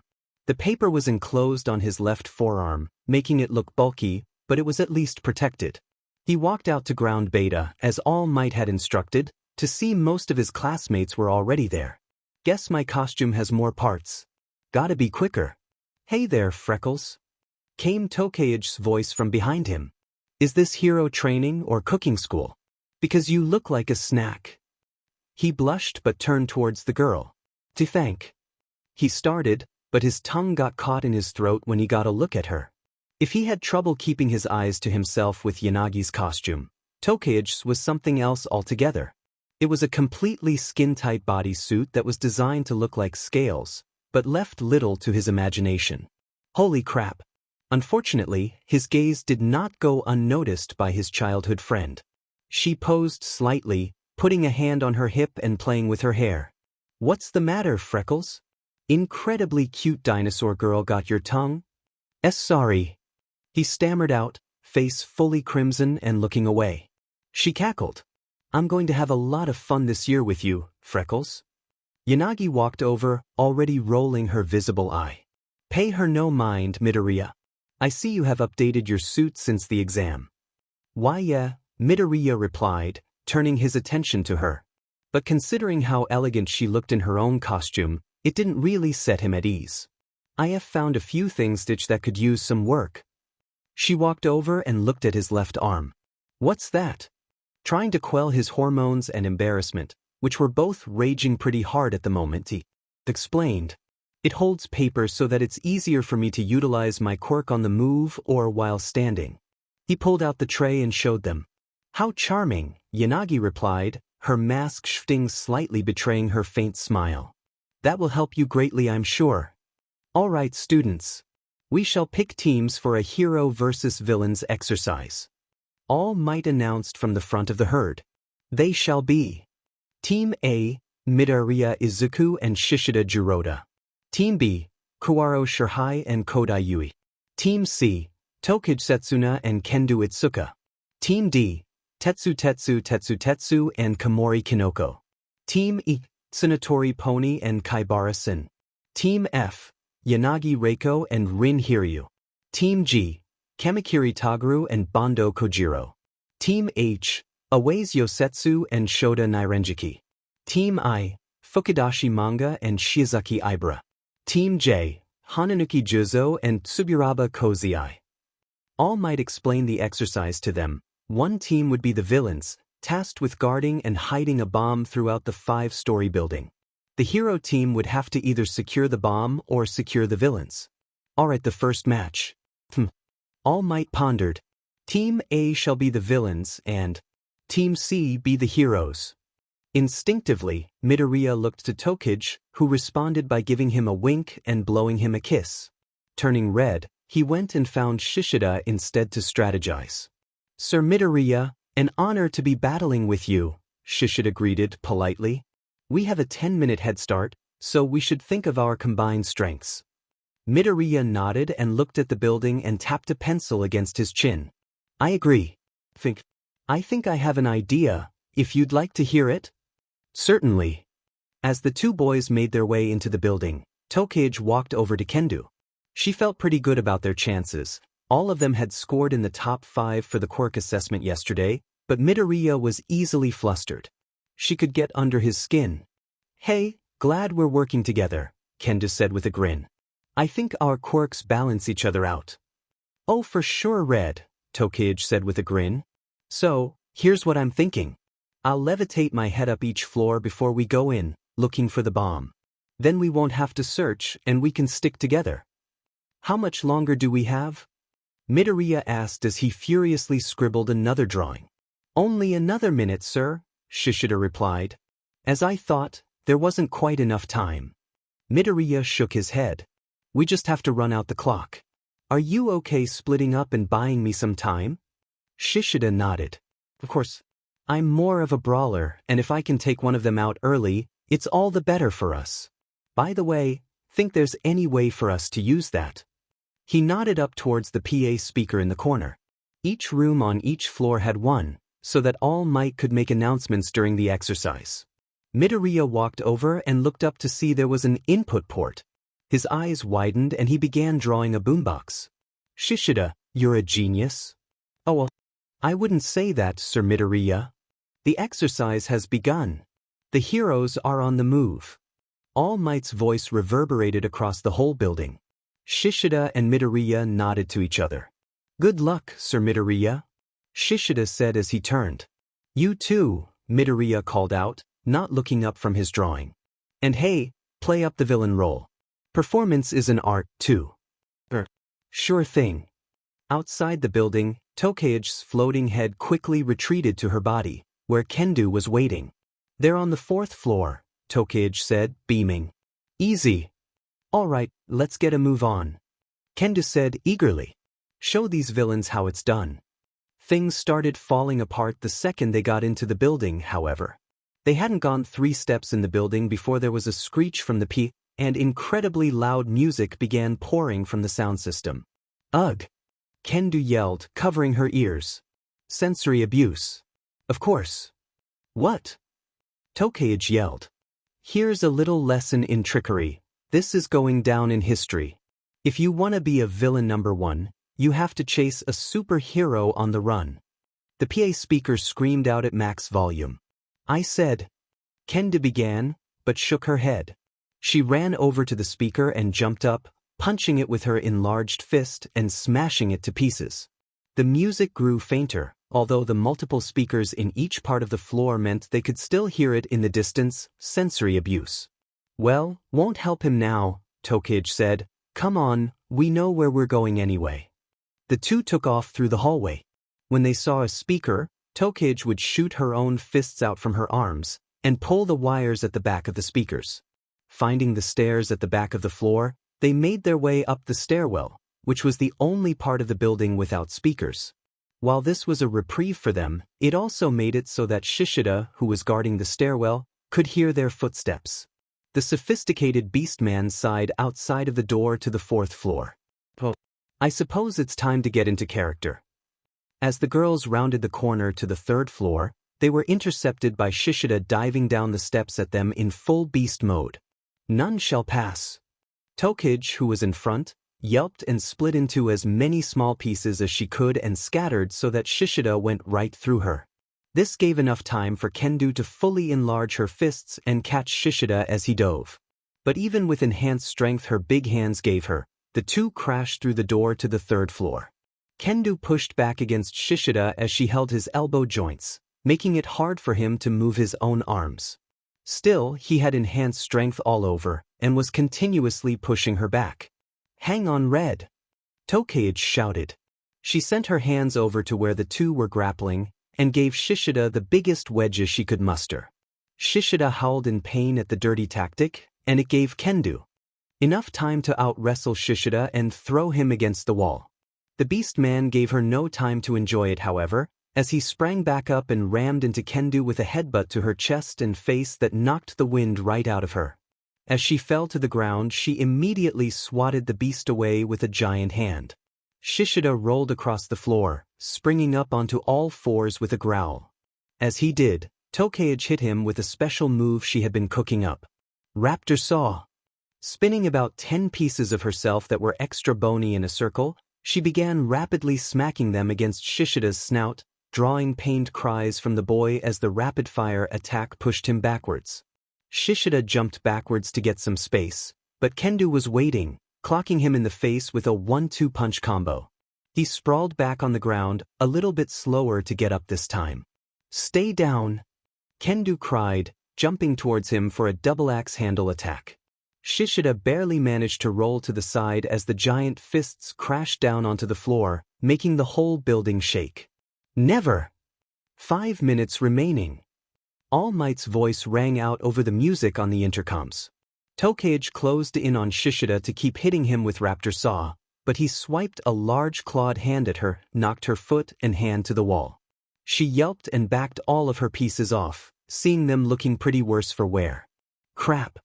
Shishida dove for Tokage again, but Kendo intercepted him, wrestling with him one more time. Struck by inspiration, Tokage flew her torso down and levitated it behind Shishida's legs, and put her hands by the floor with the roll of capture tape. "Come on, Red, big push!" With all her might, Kendo shoved the Beast Man back. He tripped over Tokage's torso, and while he was falling the lizard-like girl used the capture tape in her floating hands to tie him up. Shishida Jiroda has been captured. 3.5 minutes remain. Crap, Tokage hissed as she pulled herself back together. One of her hands and one of her feet was still bleeding from the beatdown Shishida had put on her, and Kendo still had a bruise on her cheek from his headbutt earlier. Remind me not to piss you off, furball. Apologies for any injuries, Shishida said, as he shrank down back to normal. Come on, we have to get to the next floor, Kendo panted. The two girls took off back towards the stairwell, Tokage splitting up and levitating herself so that she wasn't limping on a bad foot. Throwing the door open to the 4th floor, they weren't sure what to expect, but never in their wildest dreams would they have expected. Well, expected what Midoriya had prepared for them. It was easy to see why he picked the 4th floor. Unlike the 1st floor, which was maze-like, the 4th floor was just one large, open space, and the stairs were the only opening. Midoriya had placed the bomb at the back of the room, as one would expect, but the rest of the room was set up like some sort of booby-trapped video game level. Spike traps had been placed along most of the floor, erupting long needles across different tiles in random intervals. Axes were swinging from side to side on pendulums throughout the room, all of them at different speeds. Flamethrowers were mounted to the walls so that they couldn't just hug the walls to avoid the axes either. At the far end of the room, in front of the bomb, Midoriya sat slouched in an ornate red throne with gold trim. Once they arrived, however, he stood to stare them down, but not before turning off the boombox he had made to compromise the PA system. Freckles, what the foo dash, Tokage began, but she was cut off by Midoriya's belting evil laughter from across the room. Bwaha! He cackled, trying to make his voice deeper. This is who the heroes sent to stop me. A ginger and her pet lizard. He held up his hands over his face in mock fear. Ooh, I'm really scared. Kendo's eyes widened. Oh no. Now he's gonna get it. Enraged by the taunt, she charged forward and hit the tripwire Midoriya had rigged to the door. A metal cage that had been hitched to the ceiling fell and trapped her. Tokage managed to split herself into pieces and float through the openings. Crap, let me get you out. No time, Kendo hissed as she punched at the bars, which began to dent under her strength. Get the bomb, I'll catch up. 2-minute warning. All Might's voice cried out over the room, his voice competing with the roar of the flamethrowers. Your traps won't stop me, you villain, Tokage said, deciding to play into her character if Midoriya was. Even if you are cute. Because I can just fly through your traps. Midoriya blushed, but kept his facade going. You can't get past me that easily. Sure I can. Tokage laughed as she weaved through the first axe. Midoriya took aim with his left hand. If he stayed still and pushed his power up to 15%, he knew he could use an air blast maneuver. As Tokage made it past the second axe, he took aim at her cluster of body parts she had split into and yelled. Think again. Airbrush. A blast of air pushed most of her parts back, narrowly missing the swinging pendulum. Oh, so you've got a few tricks up your sleeve, you devious cur. Tokage snarled as she righted herself in the air. Of course. You see, back in Gimelshtump, I grew up on the streets after both of my parents couldn't be bothered to attend my own birth, Midoriya cried. Leaving me alone on the vaguely Eastern European streets, I was raised by a family of roaming ocelots, where I learned to fight. Tokage rolled her eyes. You just wholesale stole your villainous backstory from Phineas and Ferb. Crap, I forgot we used to watch that together, Midoriya thought. How dare you mock me? Curse you, Tokage. He let loose another airbrush blast. 7 years ago. Inko Midoriya looked out from the kitchen into the living room where Izuku was playing with Setsuna. Okay, I'll be villain. This time, Izuku said. Just let me draw some minions. No fair, I don't get minions when I'm a villain. Setsuna said with a pout. Yeah. But you make all your fingers tickle me, so that's even. Izuku argued. Inko chuckled. She loved listening to them play hero and villain, but she wished she had a yard for them to play in. There was only so much noise a single mother could take. After a few minutes, the gibberish of Midoriya's paper soldiers could be heard, and Inko heard her son yell, Curse you, Setsuna. How dare you get into my lair? Get them soldiers. You won't get me with that, you villain. Setsuna sneered. The two kids giggled for a few minutes as they ran circles around the living room. Then all of a sudden, Setsuna yelped out, "Oh, paper cut!" Inko turned to check on them, but she could hear Izuku already quick to drop the game. "Oh gosh. Are you okay, Setsuna? Do you need a band-aid?" "No, I regenerate, member?" the girl answered. Inko sighed in relief. Tokage was ready this time, spreading her body parts out as much as she could. Not falling for that one twice. She rapidly sent her pieces forward, weaving in and out of the spike traps, and moving too fast for him to focus on at once. Switching strategies, Midoriya pulled out a sheet of paper and began to furiously draw. "Well then you'll have to fall for my secret weapon." Tokage zipped over his, prioritizing getting the bomb over catching him. 1 minute remaining. As her hands began closing in on the bomb, she was stopped as Midoriya finished his secret weapon, a giant reinforced bug net. He zipped around using color fill, swiping her parts right out of the air as she got close. "That's the lamest weapon I've ever seen, Freckles."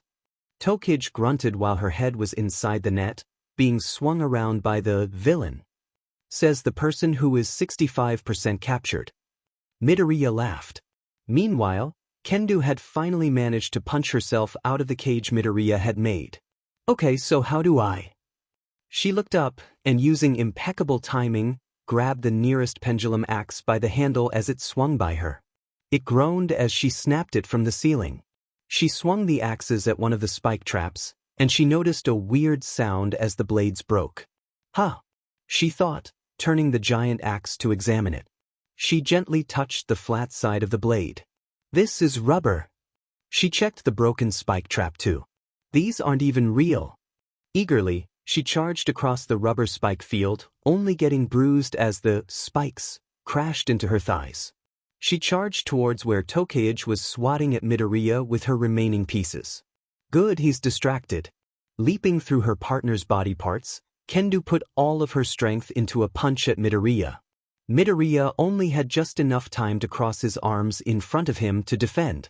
He tried to use one for all to dampen the blow, but he was still thrown backwards into the throne he had made as he was smacked by a giant.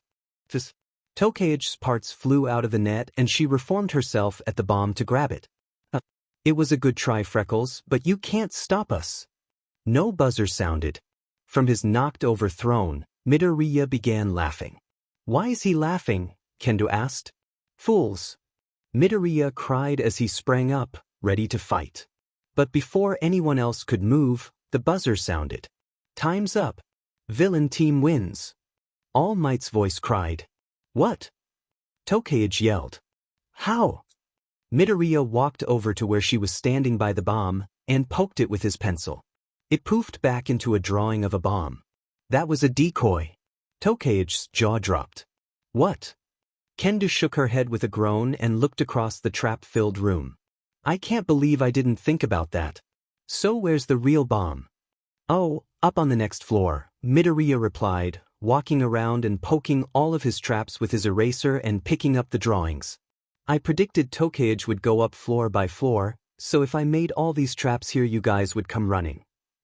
He looked over the rest of the room and frowned. "Wow, I kind of went overboard." "Then it, Red, he saw right through me," Tokage sighed. "Sorry." Kendo shook her head. "Hey, we all got a good fight out of it. No hard feelings. Here, Midoriya, let me help you get some of these. Just unanimate them. Or whatever you call it and I'll get the papers, it'll go quicker."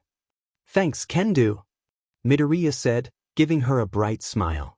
"You're a big help." Tokage pulled herself together, feeling a bit odd. She wasn't used to losing, but she had to admit Midoriya had outgambit her. And that fight was really fun. "I'll go ahead and grab the bomb prop, guys. We need to grab Shishida on the way down." She disjointed her hurt foot and floated up to the 5th floor while Kendo and Midoriya cleaned up the multitude of traps.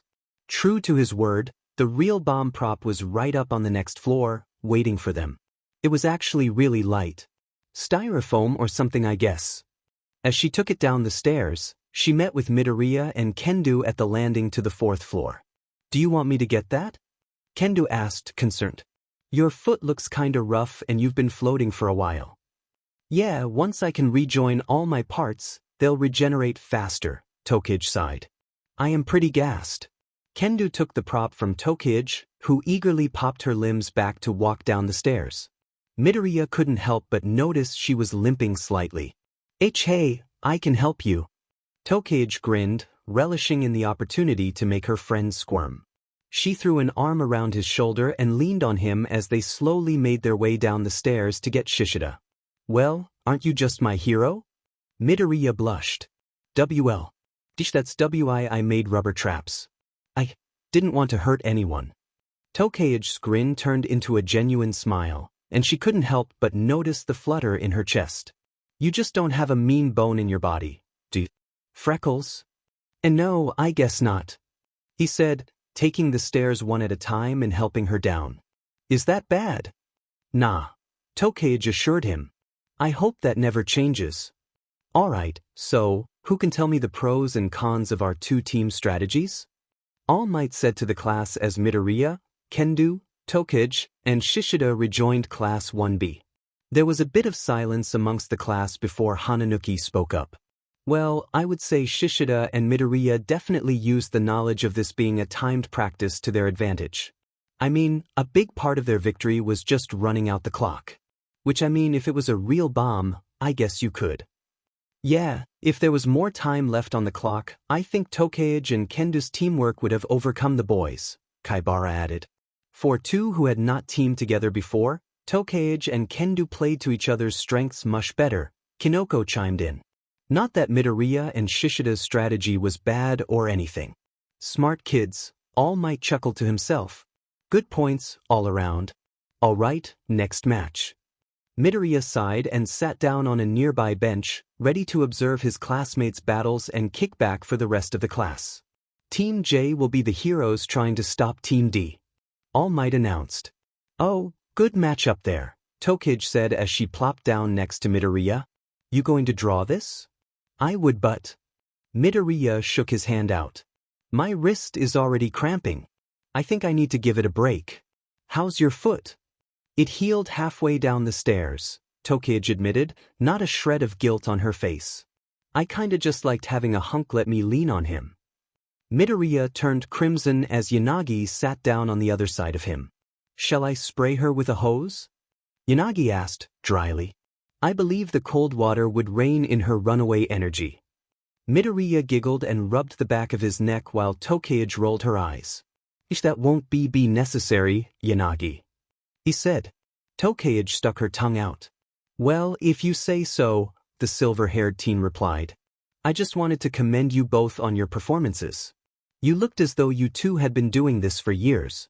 Ah, thanks Casper, Tokage said with her toothy grin. I'm sure you'll blow us out of the water, Yanagi. Midoriya replied with a grin of his own. I always thought your quirk was one of the coolest. Yanagi's cheeks flushed pink. Why you flatter me? Midoriya shook his head. No, I mean it. Remember when you used to fly me around the room on my chair? Yanagi chuckled just slightly. Yes. I thought you'd never be my friend again when your head was hit by the ceiling fan. The three watched as Juzo managed to catch both Tetsu and Kinoko with his mud ability.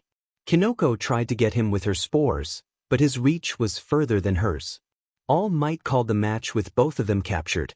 I can see why he got in on recommendations too, Yanagi said, referring to Juzo. Altering the terrain altogether is a viable strategy against even the most mobile opposition. Yeah, he outscored me on the recommendation exams too, Tokage admitted. He's not to be messed with. Imagine if you had drawn all those traps for his team, and then he just sank like half of them. Midoriya grimaced as the 4 students who had just completed the exercise returned to the training grounds. After discussing their strategies as well, All Might announced, Team F will be the heroes for the next exercise against Team I. Good luck, Yanagi, Midoriya said, giving her his usual bright and energetic smile. Yeah, knock 'em dead ghosty, Tokage grinned. Nodding, Yanagi joined Hiryu and watched as Shiozaki and Fukudashi entered the building. Midoriya watched as the two strategized with their quirks. They both seem like they have long-range quirks, Midoriya said, rubbing his chin. Whereas the other two can use their quirks for all sorts of ranges. I wonder how they'll compensate. Tokage leaned back on the bench. Yanagi's got it. Quirk assessment aside, I'm pretty sure she's one of the most powerful people in the class. He nodded. Yeah, full-fledged telekinesis is a rare quirk. I don't know what I'd have to draw to trap her.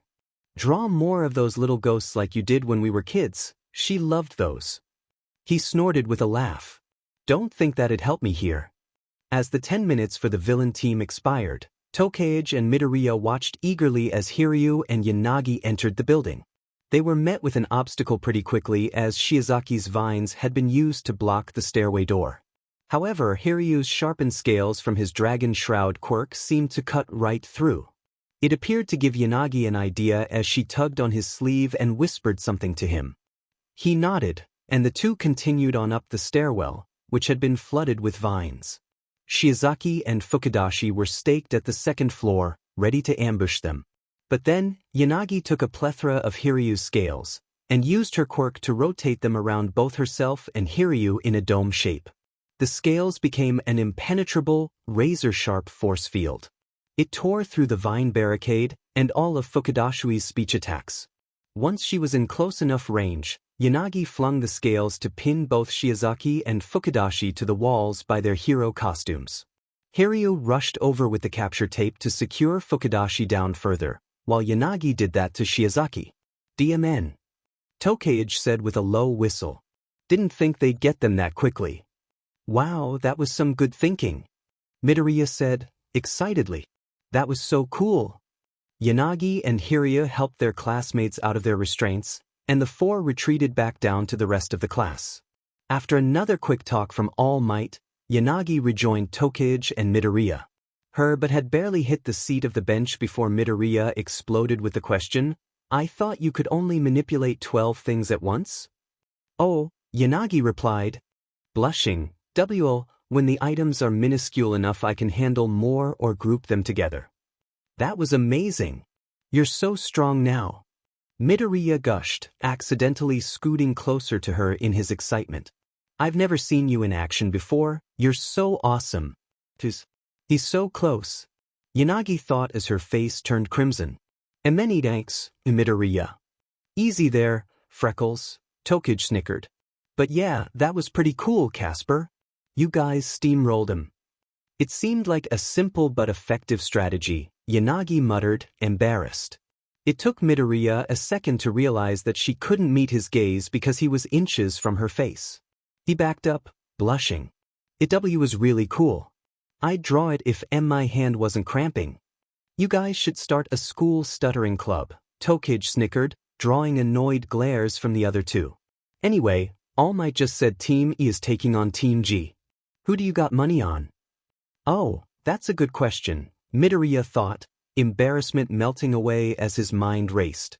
The three watched the last two matches, exchanging ideas on what sort of alternative strategies could have been used with everyone's quirks. By the time all 10 teams had gone, everyone was ready for lunchtime. As everyone left to hit the showers, All Might called out, Midoriya, a word? Midoriya nodded and hung back until all of his classmates had left. No sooner had the last one, Aways, turned the corner into the locker room, All Might reverted to his smaller, skeletal form. Phew, that took more out of me than I thought, All Might wheezed. Need to save some gas in the tank for 1A to do this later. Are you all right? Midoriya asked. Yes, I just wanted to talk to you about your performance today, see how you were handling one for all. He grinned. I was glad to see you using both quirks. I think, according to Class 1 as teacher, we won't be as lucky with the other student with 2 quirks. Yeah, it didn't give me any trouble, Midoriya assured him. The gloves the support department made helped a ton. He tiled his head, out of curiosity. Who has 2 quirks in Class 1A? Well, I suppose it won't hurt to say.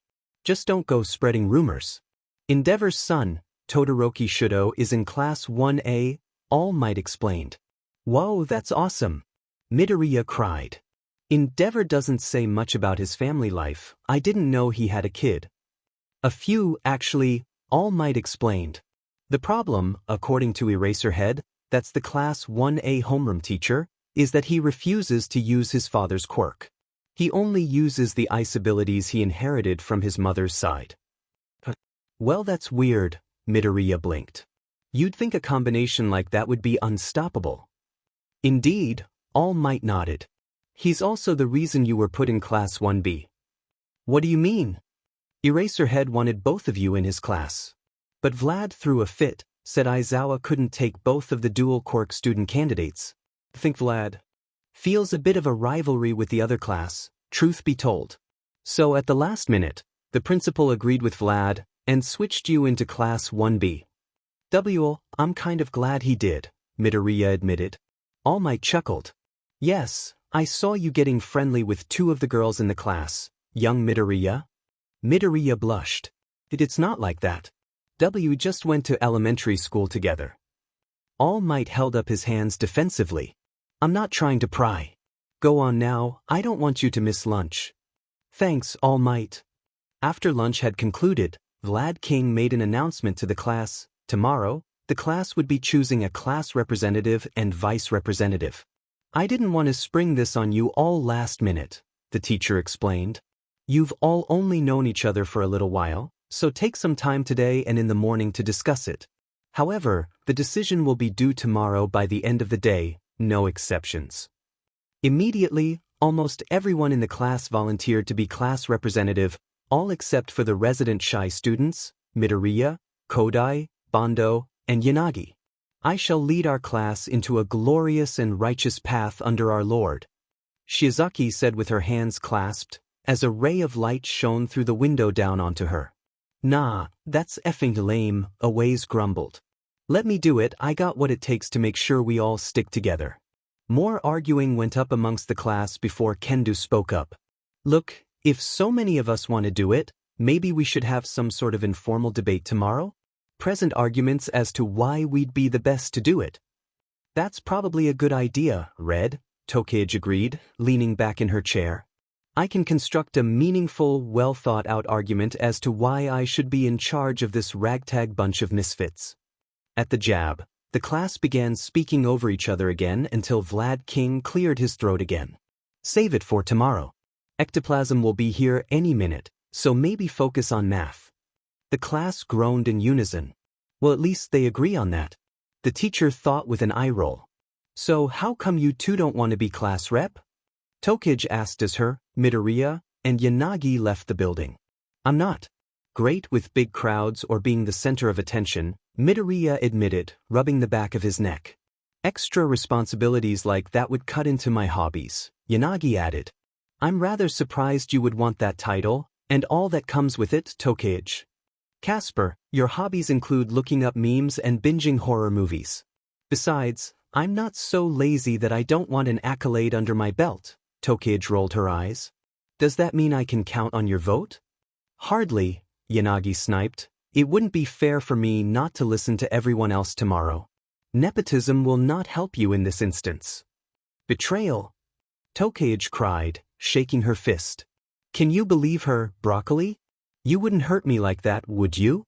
Midoriya gulped. Nervously. Truth be told, he agreed with Yanagi. I better run before I miss my train. He broke out into a jog, leaving the two girls behind to turn towards their stop. Woi! Tokage called out to his retreating back. At least Casper could say it to my face, Freckles. You're lucky you're cute. Midoriya tripped, got up, and kept going. Tokage laughed. Guess I'll have to just convince you two the old-fashioned way, she griped. Best of luck to you, Tokage, Yanagi replied with a smirk. The next morning in class, Midoriya couldn't help but think that informal was one way of describing the debate. And that was generous at best.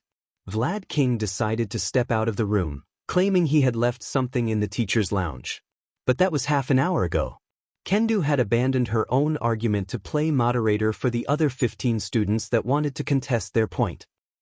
And that is why I'm thinking that my experiences as an international country would me for the best president.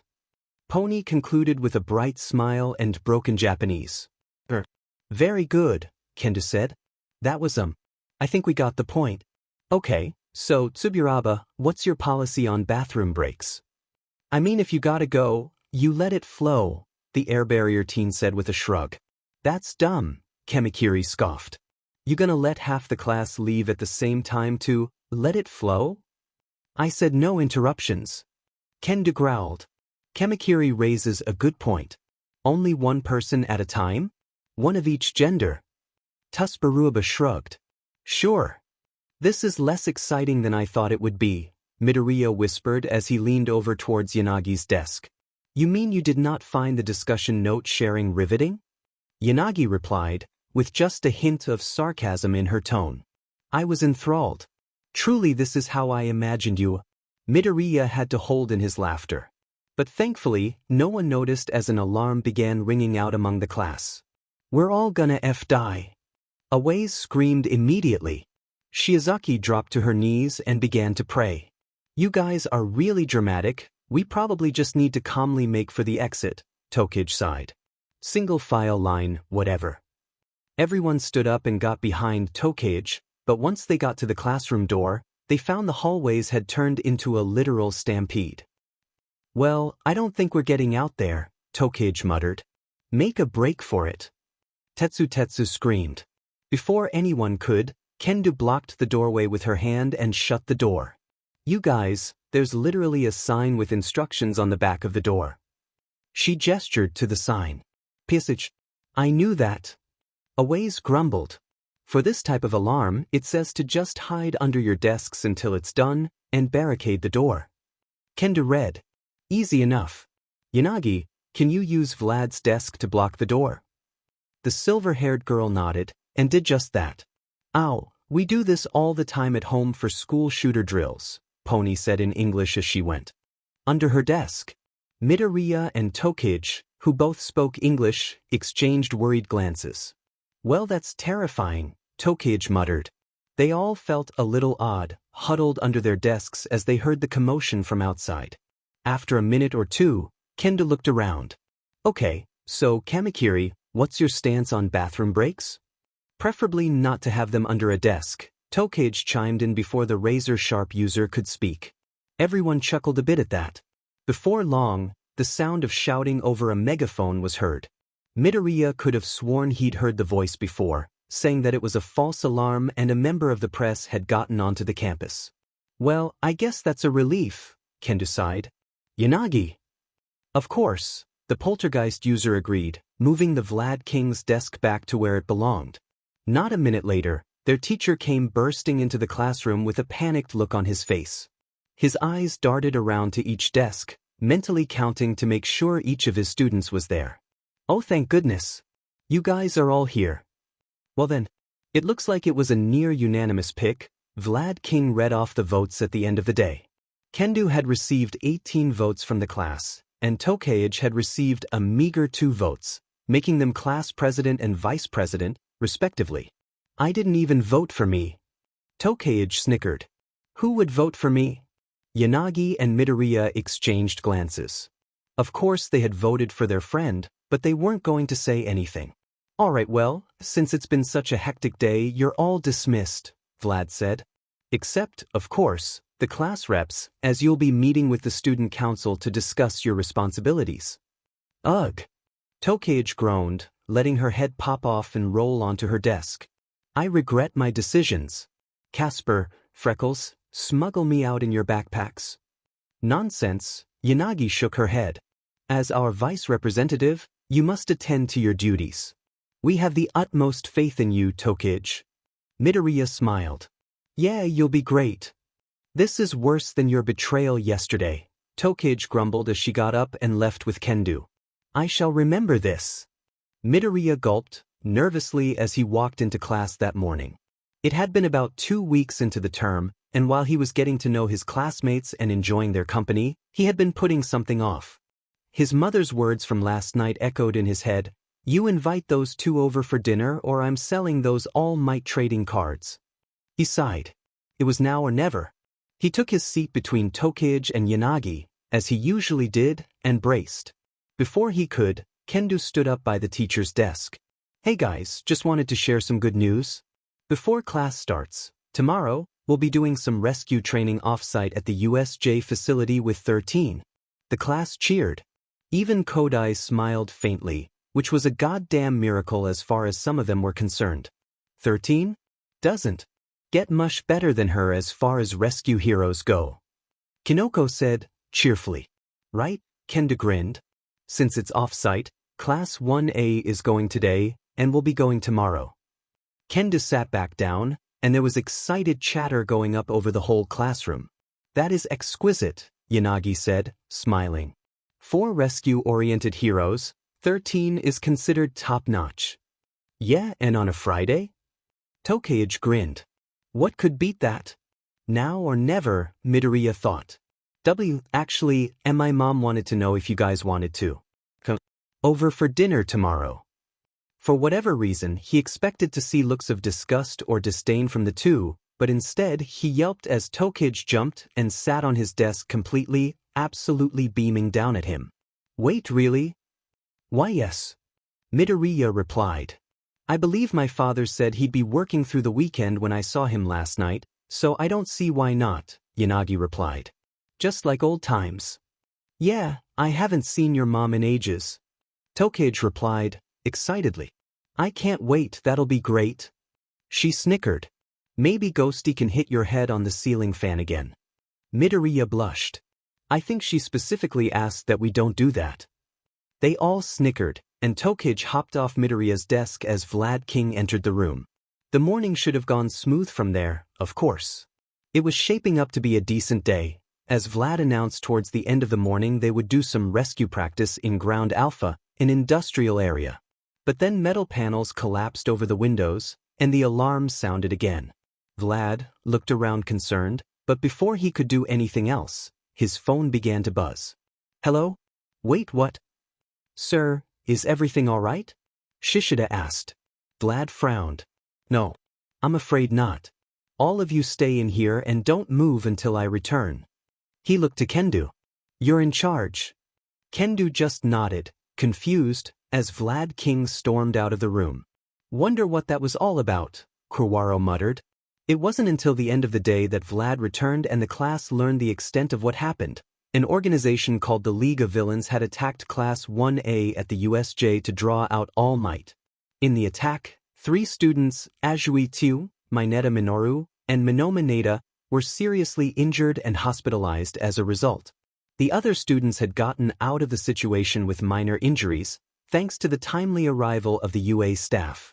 Still, understandably, the trip to the USJ for Class 1B the next had been cancelled, and they were dismissed for the day. As the students of Class 1B hit the halls, they noticed there was a rather melancholy air amongst the whole school. Of course, this made sense with 3 of their youngest students were maimed. Nothing was made better by the mob of reporters that were waiting to question the students as soon as they left the school. Midoriya squinted as what seemed like hundreds of flashing lights obscured his vision, and microphones were moved towards his and his classmates' face. Were you one of the students at the USJ attack today? Was Toxic Chainsaw among the attackers? Was this all a big publicity stunt? Do you still feel safe at this school? Is All Might all right after that brawl? Only the last question fazed Midoriya. He had heard all of the staff had been involved in the rescue. Crap, is All Might okay? Having been instructed not to talk to the press, the students all pushed past. Once he split off from Tokage and Yanagi, he called All Might only to get no response. Midoriya sighed as he got to the station. Perhaps because of the attack and the publicity, the station was more crowded than normal. He texted his mother, letting her know he would be late getting home. As he did, he overheard 2 people talking. Aren't you glad we didn't bite on that offer, Dobby? Why this phrase stood out to him among the many others that were flying around the subway, he wasn't sure. But he looked up, seeing a girl with blonde hair talking to a man in a hoodie. Midoriya couldn't get a good look at the other man's face, other than a tuft of blackish and purple hair sticking out from the hood. Shut up, Uga, the man said. Ah, come on, I told you the League of Villains were a bunch of big losers, Toga said, nudging the man named Dobby with her elbow. You wanted to take that job today. We should keep looking for, or we'd be locked up like the rest of those thugs. Seriously. Shut up. The man growled. Midoriya tried to get a better look at the two of them. They were apparently supposed to be part of the attack today? Or were offered to be part of it? Are they villains? They don't look familiar. As he tried to push further into the crowd, he caught a good look at the girl's face, just before the two turned and walked further down the subway station. Once he finally was able to get into the subway car and sat down, he sketched the girl's face as quickly as he could, before it left his memory, only stopping when he got a text from All Might that assured him the symbol of peace was fine. All right, Vlad King sighed, looking at the overcrowded classroom that was currently hosting Class 1A and Class 1B. Since Mr. Aizawa is out for today on account of his injuries, I'll be overseeing a joint rescue training session today in Ground Alpha, our industrial zone. Midoriya stared straight ahead at the blackboard, ignoring the heated glare he was currently receiving from Bakugo. Since there's 37 of us, I'm going to divide you into teams of 6. And one team will have an extra person. The teacher explained. Midoriya held his breath as the teams were selected. He was on Team 4 with Yairo Zumomo, Yanagi Reiko, Uraraka Achako, Shiro Hanta, and Bondo Kojiro. Midoriya heaved a sigh of relief.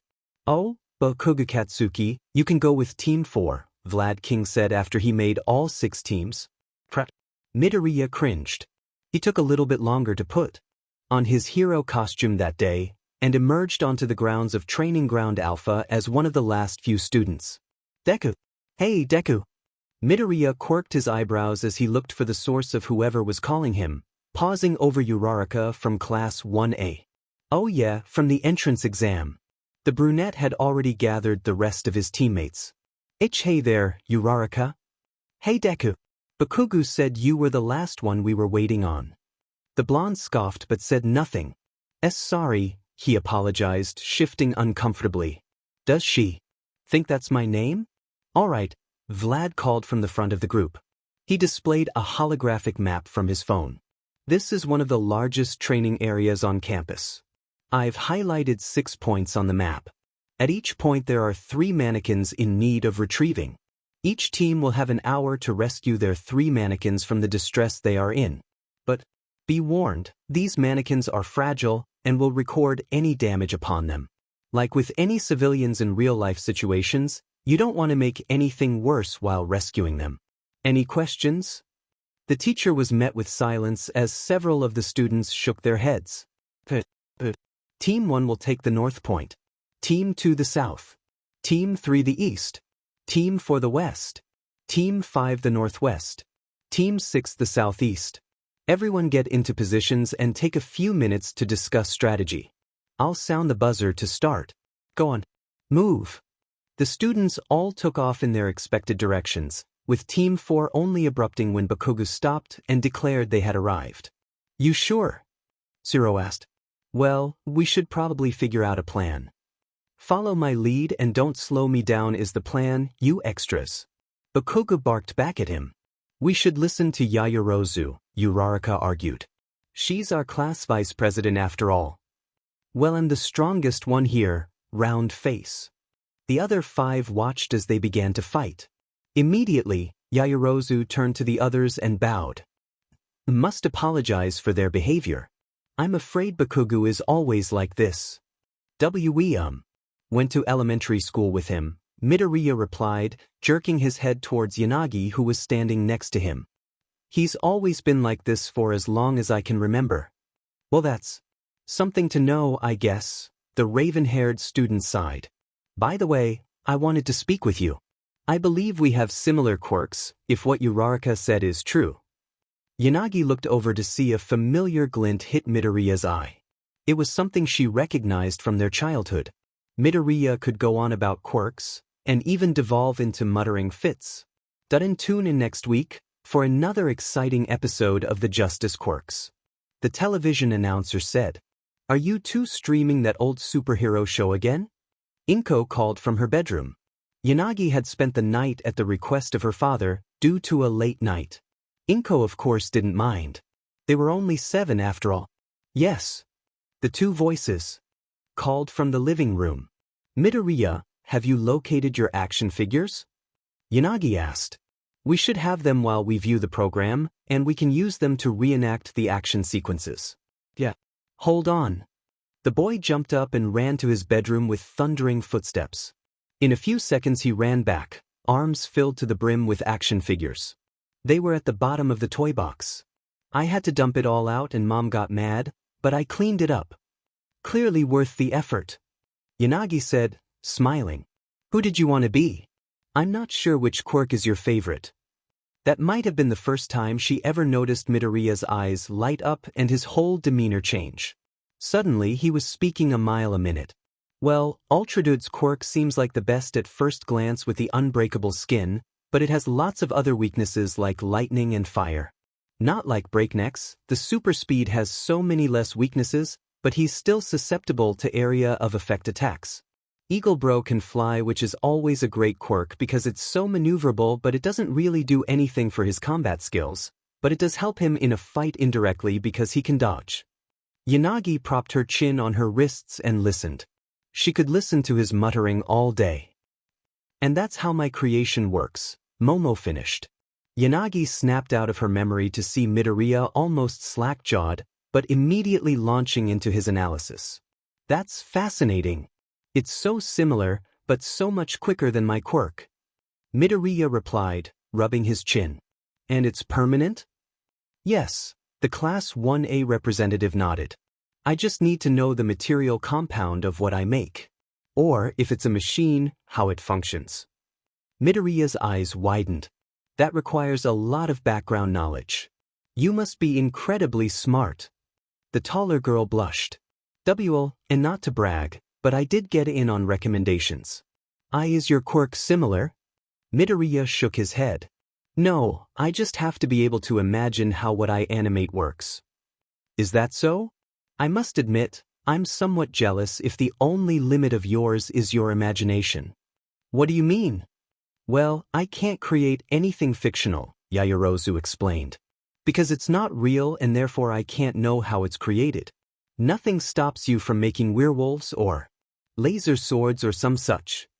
Midoriya's eyes widened and he said nothing. Are you all right? Yaoyorozu asked. Yanagi snickered. I believe he's having an epiphany. How could I have not known that? Midoriya said, grabbing the sides of his head. I've been so caught up my whole life watching action shows and drawing quirks and pros that I've seen and known they exist. I totally forgot and neglected to make things that don't even exist at all. It was so rudimentary. The whole time I could have dash. His ramblings were cut off as Vlad King's starting buzzer went off. As soon as the buzzer died off, cries for help could be heard coming from one of the buildings, a house. Bakugo took off towards it without so much as a word to the others. Hey, come back, we don't even have a plan. Uraraka yelled, chasing after him. With no other strategy in mind, the other 5 gave chase as well. Once inside the building, a mannequin could be seen, lower body trapped under some rubble, playing pre-recorded cries for help. Easy! Bakugo yelled, rocketing himself towards the rubble. Wait, don't! Yaoyorozu cried, but it was too late. Bakugo had used his quirk to blast the rubble off the top of the pile. As he did, the building groaned and the ceiling overhead of them began to cave in. Immediately, Midoriya activated Color Fill and Dove, catching the support beam that had fallen, just barely able to hold up the collapsing floor. Yanagi had acted too, flinging Bakugo back with her quirk. Holy crap, it's heavy, help! Midoriya cried, trying to stop the roof from caving in completely. Hang on! Uraraka yelled, running forward to start levitating the collapsing floor of his shoulders. Bondo, Siro, use your quirks to reinforce the structure. Yaoyorozu barked. The boys nodded, and once the flooring had been levitated back into place, they quickly used their tape and glue to put the ceiling back into place. Once secured, the Class 1A vice representative lashed out at the blonde. That was ill-advised, Bakugo. Using your quirk recklessly in an already unstable building could have destroyed the mannequin altogether. Rich Beach, I see that. He shouted back. Midoriya straightened himself up and brushed the rubble and dirt off his shoulders. Yanagi, can you get some of the smaller debris off the top? Most certainly, she replied with a nod, and did just that, removing clumps of the smaller debris. Uraraka, Can you float some of the larger stuff? Midoriya asked. Got it. The brunette said enthusiastically, running over and levitating the larger rocks off the mannequin. Zero ran over and began to push them away from their victim. Midoriya himself carefully lifted a final rock that was pinning the mannequin's leg down. I'll make a stretcher, Yaoyorozu volunteered, immediately setting to work. As she did, Bando carefully scooped up and secured the mannequin, placing it on the completed stretcher. Bakugo, can you return the mannequin to the safe zone while we locate the other two? Your quirk is the least suited for dash. Time is of the essence, don't bother explaining common sense bullshit to me, he growled, taking the stretcher handle from her hand. Yaoyorozu looked rather hurt. Right, of course. Okay, that's one down, Uraraka fist pumped. How do we find the other two? I don't hear anything. Maybe we're too far away? Midoriya suggested. He pulled a piece of paper down and scribbled 7 walkie-talkies and some flares, which he animated. Let's split up and we can use these to get in touch when we find something. The flares can mark our locations. Shouldn't we stay in pairs in case there is trouble? Zero asked. Seems like trouble if something like with Bakugo happened again. Good point. Yaoyorozu agreed. Midoriya and Yanagi, why don't you two explore the buildings around here? That way you can intercept Bakugo if he returns. Bando and I will head to the north of this quadrant. Uraraka and Zero can head south. Bando nodded in agreement. Got it. Uraraka and Zero saluted in unison, taking off out the door. Yaoyorozu and Bando followed after them. Midoriya and Yanagi left the house right after them, and looked around the surrounding buildings, watching briefly as their teammates scattered. I have my doubts that Ken-sensei would make this easy by grouping all the mannequins together, Yanagi advised, turning towards Midoriya. Perhaps we should get to higher ground to better ascertain the situation? Totally. Midoriya nodded and jerked his thumb towards a 5-story building a few house lengths down the road. How about that one? Yanagi nodded as the two ran over to the building. Unfortunately, the entrance had been blocked off by rubble. Curses. Perhaps we could dash, Yanagi began, but Midoriya cut her off. It's fine, I got this, he said, smiling. Then he knelt down with his back to her. Hop on. Yanagi was glad, in that moment, that his back was turned to her so that he couldn't see how fiercely she was blushing. Are you quite serious, Midoriya? Sure, I can get us up there easily. It's the fastest way, he said. Hesitantly, Yanagi gulped and got onto Midoriya's back, piggyback style. He really is quite muscular now, she thought, with a quiver. As soon as he felt her chest press into his back, he nearly fell over. Ignore the hormones, he gulped. Forcing himself to focus, he activated color fill. Midoriya ran forwarded and jumped onto the first-story windowsill and grabbed onto the window frame on the paned window. Pushing off of it with his enhanced strength, he had no problem propelling himself up to grab the second-story window ledge.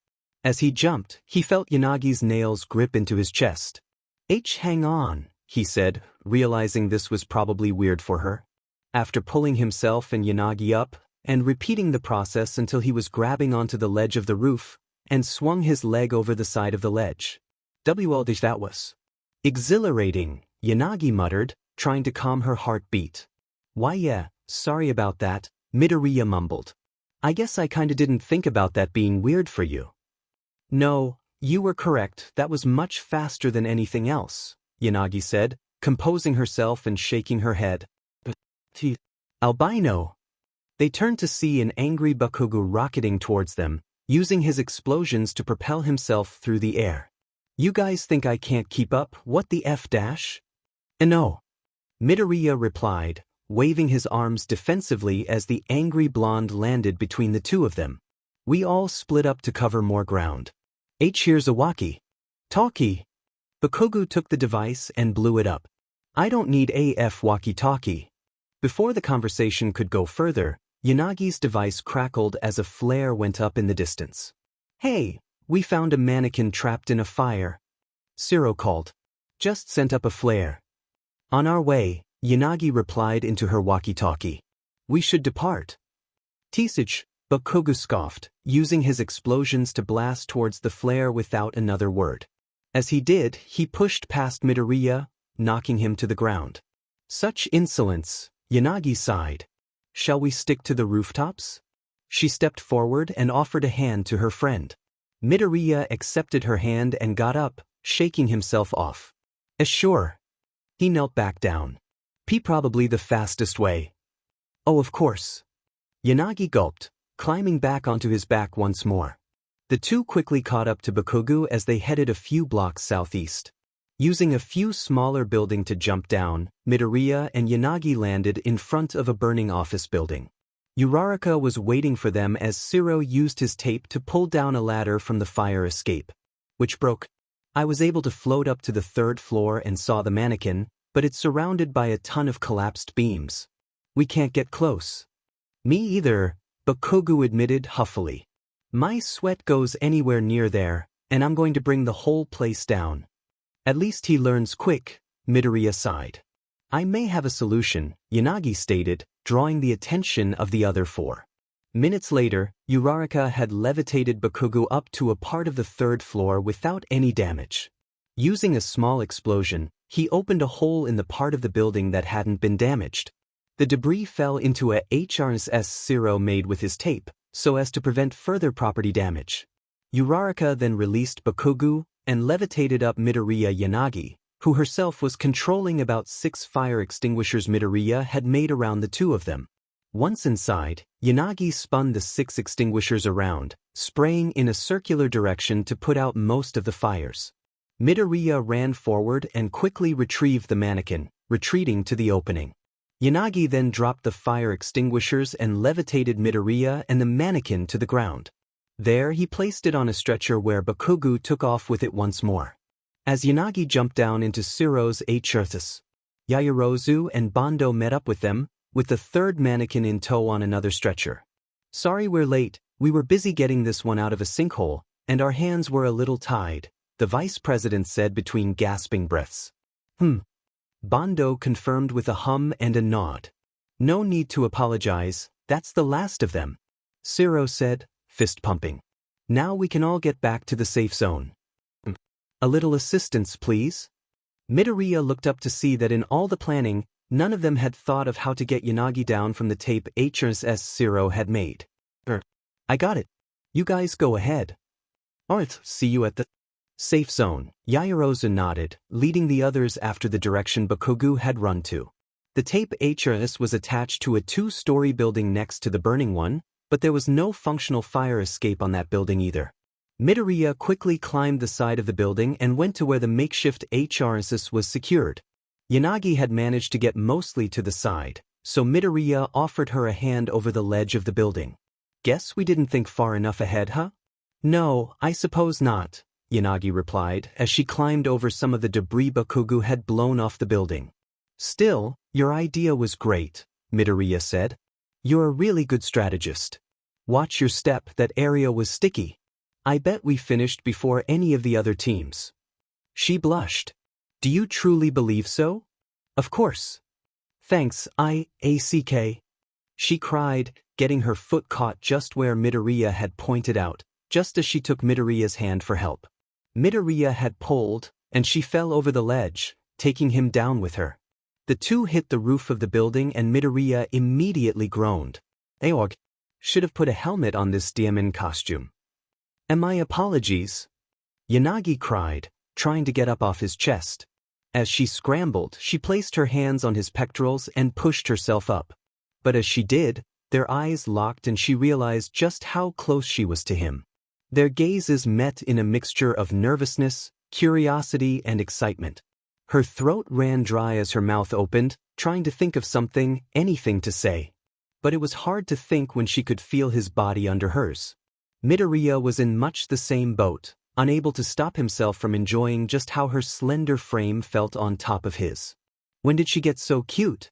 Was the only thing he could think as he could feel her breath from under her mask hit his cheek. He found his tongue as he stammered out. Hey, are you okay? Weiss, she gulped, finally climbing off of him. Sorry. Midoriya scratched his cheek. We should get back. He turned and knelt down. Hop on. Yanagi complied and hopped on his back for the third time that day. Despite herself, she found herself thinking, I could get used to this. There you guys are. Uraraka fist-pumped as Yanagi and Midoriya returned shortly after their rooftop incident. We finished first. Ah, really? Yanagi asked, surprised. Indeed, Vlad King said as he looked down at a tablet to monitor the other teams from various cameras around the facility. You made good use of having an extra body and getting the hostages you saved out of harm's way. I think the other teams will be wrapping it up soon as well. I should have made this more challenging, but I did have to throw it together last night. That sinkhole was plenty challenging, Yayaro's aside. I would have been a goner without Bando's help. Bando gave a thumbs up and returned a high five from Midoriya. It wasn't much long after that Tokage's team, which consisted of herself, Ashido, Hagakure, Kirishima, Kamikiri, and Hananuki returned, the later three all carefully carrying the mannequins, though one was dented, and Tokage seemed to be missing some of her fingers. What happened there? Vlad King asked. I pulled it out of something a bit too hard, Kirishima admitted. And then the landslide that followed crushed some of my digits, Tokage groaned. Well, a few points deducted, but it looks like they're all in one piece, the teacher sighed. Let that be a lesson. To you both. Sorry, Tokage, Kirishima muttered. Nah, it's fine, she said, shaking her head and holding up a hand missing two fingers. High three. After the most awkward high five ever witnessed, Tokage walked over to where Midoriya, Yanagi, and Bando were hanging out. Sounds like your team handled themselves pretty well. She turned to Bando. You keep these two troublemakers in line, sticky fingers? Bando gave Tokage a thumbs up. Fantastic, Tokage nodded, and the four laughed. You're one to talk, we all still have our fingers, Midoriya said, rubbing the back of his neck. Have you ever regenerated those before? Yeah, it only takes an hour or so, Tokage replied. They watched as the rest of the teams began to roll in with mannequins only. Slightly damaged. Vlad only really seemed disturbed when Kaminari and Kaibara claimed they found one of their mannequins broken in half when they got to it. I hope this all taught you something about using your quirks responsibly when there are injured civilians around, Vlad said to the large group. There will be situations where you have to combat villains and be conscious of the environment, both infrastructure and civilians. So be glad we can practice in situations like this. The students all nodded. All right, good job all of you. Class dismissed. All right. Tokage fist pumped. Her two missing fingers were halfway grown back. Time to get some grub. What's Mama Midoriya making? Oh, I'm not sure, Midoriya replied as the three of them walked towards the locker room. I forgot to ask before I came to school this morning. Deku. The word froze the green-haired in his tracks. He turned to see Bakugo right behind him, glaring a hole into him as their eyes met. Why yes. Don't feel like you're better, just because your quirk was more suited to pulling a few mannequins out of a fake building, the blonde seethed. Midoriya cursed himself. He had nothing to be worried about. No reason to be afraid. But it was just like in middle school. Anytime he found himself face to face with the blonde, his heart rate increased and he could feel panic welling up in his chest. I don't. Demonstrate you don't, Bakugo seethed. Because out of the two of us, I'm the one who came face to face with a villain yesterday. If you met with that thing I saw yesterday, you and your weak art quirk would be effing dead.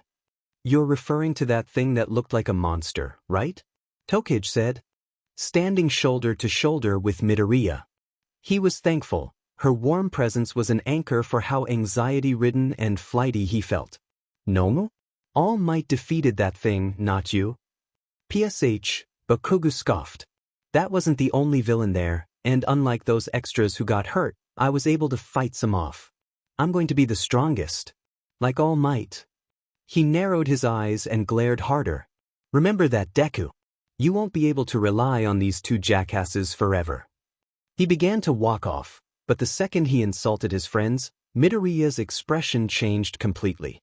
He grit his teeth and clenched his fists, eyes filled with anger.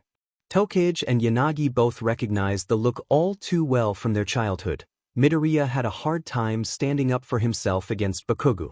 But the second he was defending someone else against Bakugo, he became a completely different person. Even for a 6-year-old, Tokage Setsuna was pretty tough, but it was hard not to tear up a little when a group of boys was throwing rocks at you. She had brought a few dinosaur action figures for her and Yanagi to play with at recess, but it didn't seem to sit well with Bakugo that she didn't want to share with him or his cronies. So here she was, splitting herself into pieces to try and avoid the stones, while Yanagi was trying her best to block the barrage with her own quirk. Unfortunately, there were just too many rocks being thrown by too many boys for them to block them all. "These are my toys, Bakugo. I don't have to share," Tokage yelled, holding back her tears. No way those assholes were going to make her cry. "You better share if you know what's good for you." The blonde laughed as he and 3 of his lackeys kept throwing rocks. "Knock it off, Kacchan." Faster than anyone realized, Midoriya, who had been in the bathroom up until then, had run from the recess doors, picked up a handful of rocks that Yanagi had dropped, and threw them back at Kacchan, hitting the blonde right under the left eye. Bakugo paused for only a moment to feel the trickle of blood that was on his cheek before screaming, "Heck you, Deku, we're going to kick your butt." Midoriya yelped and ran from the 4 boys who began to chase after him. "Let's get the teacher," Yanagi squeaked, fear evident in her normally calm voice. The 2 girls went and found the recess teacher, who was quick to pull the 4 boys off of poor Izuku. Of course, by then, he was already bruised over most of his upper body. He coughed and looked over at his friends. "Hey, are you guys okay?" Izuku asked. The dam broke, and Tokage began to cry. "My friends aren't jackasses," Midoriya seethed to Bakugo's retreating back. "And it won't matter how strong you are as a hero if you kill civilians by being an idiot about your quirk." "Hey, Freckles, let it go," Tokage said, grabbing Midoriya's shoulder. "What was that?" Bakugo grunted, looking over his shoulder with grit teeth. "Ahem. Is there a problem here?" The teens turned to see Vlad King behind Midoriya with folded arms. "Not at all, Sensei," Yanagi said with a bow. "Just a little disagreement about strategy." "Well, nothing that can't be discussed next week," the teacher replied, though his tone betrayed a stern finality. "It was a pleasure having you and your classmates in my group today, Bakugo. Have a good weekend." "Faye," the blonde snorted, heading off towards the locker room. As soon as the teacher was out of earshot, Tokage let out a sigh. "Good cover, Casper. El Machismo here almost got us in trouble." "Sorry," Midoriya said, blushing and looking at the ground. "Apologies are not necessary," Yanagi shook her head. "Bakugo's childish games shouldn't bother us any longer." "I know," the boy sighed. "He just got so much worse during middle school. It's hard not to get wound up about it." "What did he do in middle school?" the girls asked in unison, causing them to look at each other in mild amusement. Izuku's eyes widened. I forget I said anything. Let's just go." The 2 girls exchanged concerned glances as Izuku turned his back towards them and trudged towards the locker room. "Sounds like Boom Boom gave Freckles a really hard time after we moved away," Tokage said once Midoriya was out of earshot. "Should we try and figure out what that's about?" Yanagi hummed. "In due time, perhaps. We've only just become friends again after so long. No use making him discuss something so hard before he's comfortable." The mood was considerably lighter on the train ride towards Midoriya's apartment. Tokage gave them the full rundown on how her rescue training went. "So yeah, the mannequin on the electrical wires was a real beach. I was the only one who could retrieve it with my hands. Just glad we found that one before Kirishima got my DMN fingers crushed." The green-haired girl sighed. She held up her hands, and her fingers had almost grown back all the way, but were just a tad too small. "My fingies." Yanagi and Midoriya both snickered. "Your quirk seems good for so many things, Tokage," Midoriya said, beaming. "Stealth, reconnaissance, rescue work, investigative stuff. And that raptor saw move was really cool." "Well, maybe, but there's not much I could do against someone like Kirishima or Tetsu." Tokage shrugged. "Doesn't matter how many times I hit him if they don't feel a thing. But I think I want to focus on rescue work anyway." "That makes sense," he nodded. "What about you, Yanagi?" Well, I've always been told my quirk is versatile enough for rescue work or combat. Truth be told, I've always felt drawn to combat, Yanagi said. Is it so, Casper? Tokage asked with a grin. But you're such a proper, reserved lady. Yanagi glared through her friend. I couldn't possibly guess where all the aggression comes from then. Midoriya laughed. I think you'd make a great combat hero, Yanagi. It'd be hard for anyone to even get close to you. Maybe we could train together and work on your hand-to-hand skills. Yanagi's face tinged pink. That would be most helpful. Why, Freckles, are you trying a? Tokage leaned in as her hand popped up and crawled its way up his arm onto his shoulder. Hands-on approach with Casper? Midoriya blushed, but after 2 weeks, he had worked up the courage to tease Tokage back. That are you jealous? Tokage's eyes flew wide open and her face paled. What Ash? The train screeched to a halt at the stop from Uzudafa and Midoriya sprang up. Got your hand? He said, clutching the hand Tokage had left on him and running off the train. What? What are we, 5? Tokage yelled after him. Despite that, she was grinning as she began to push her way off the train as well. Yanagi rolled her eyes. Well, it certainly worked just as well on you as it did when we were 5. Midoriya Inko wasted absolutely no time embarrassing her son the second he and his friends got in the door. Tokage Setsuna, is that you? In the flesh.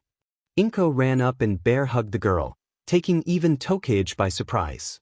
I can't believe how big you've gotten.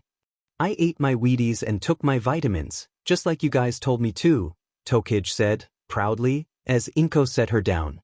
How've you been, ma'am? She jerked her thumb back towards Izuku. I'm sure this troublemaker kept you busy? Is she my friend or my mom's? Izuku muttered under his breath, drawing a stifled giggle from Yanagi.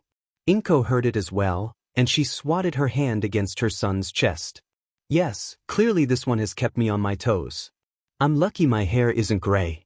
How are you, Yanagi? Let me get a good look at you now that you aren't in your hero costume. Yanagi blushed slightly. I'm doing well. Thank you for inviting us back into your home. Inko laughed. Of course. Sometimes I miss hearing you 3 running around when Izuku's off at school. I was so happy to hear my baby's friends were in his class. Midoriya's face turned scarlet, but he kept his mouth shut. Even when Tokage grinned back at him wickedly. Lucky for us too, Tokage snickered. He's like one of the strongest in our class according to that quirk assessment test our teacher had us do. Inko turned to her son, looking stern. What? You never told me that. Must have slipped my mind, Izuku replied, glaring daggers at Tokage, who just grinned harder. Well, we can talk about that more later, Inko chuckled. I'm working on some katsudon, so you 3 go do whatever it is you wanted to do. She retreated from the trio into the kitchen, giving the teens free rein of the modest abode. Come on, Freckles, Tokage said, immediately. I want to go see how your room has changed. Admittedly, I was curious about that as well, Yanagi added, with just a hint of a smile across her pale face. Midoriya turned red once more.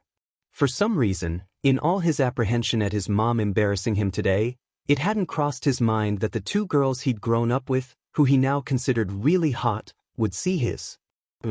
But there was no out, and he didn't think his room was that bad or anything, so he just nodded.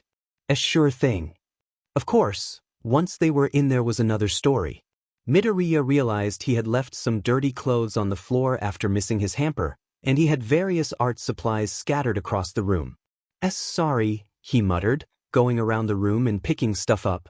I didn't have time to straighten up this morning. This is much better than Tokage's room, I assure you, Yanagi said. I can advise you it's a regular trash mountain.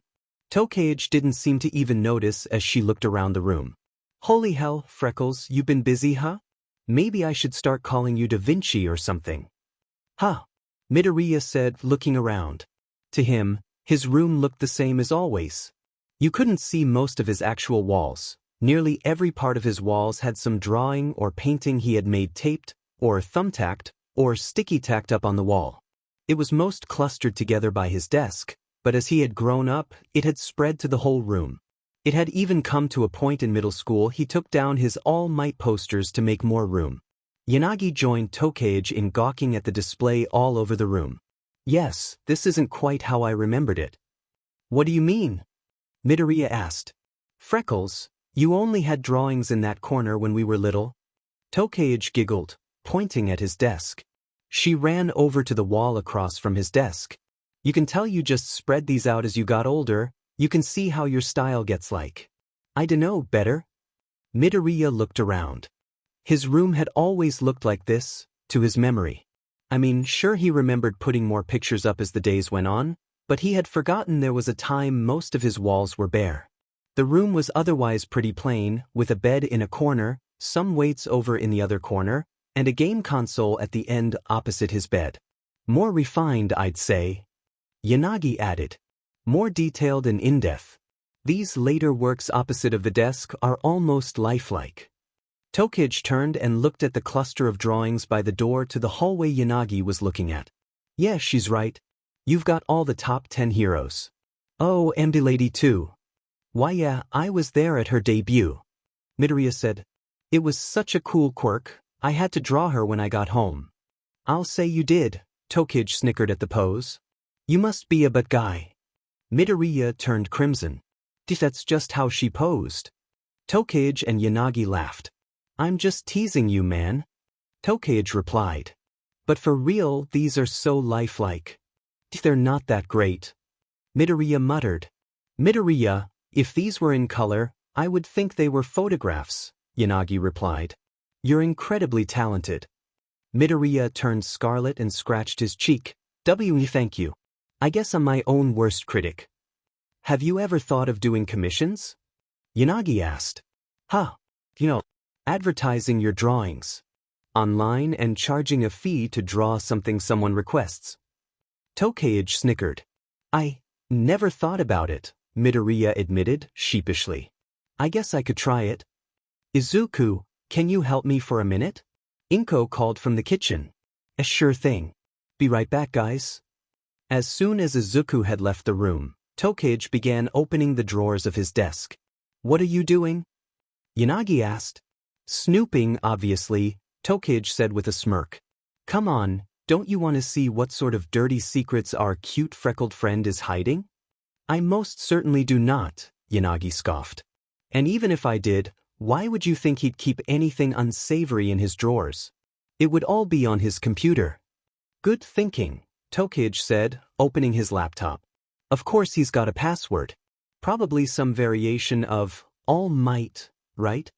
Yanagi used her quirk to snap the laptop shut, nearly taking off Tokage's fingers again. Cease this debauchery, Setsuna. Man, you're such a party pooper, Tokage laughed. Oh hey, look. As the laptop shut, she saw a framed photo that had been propped up but fallen some time ago.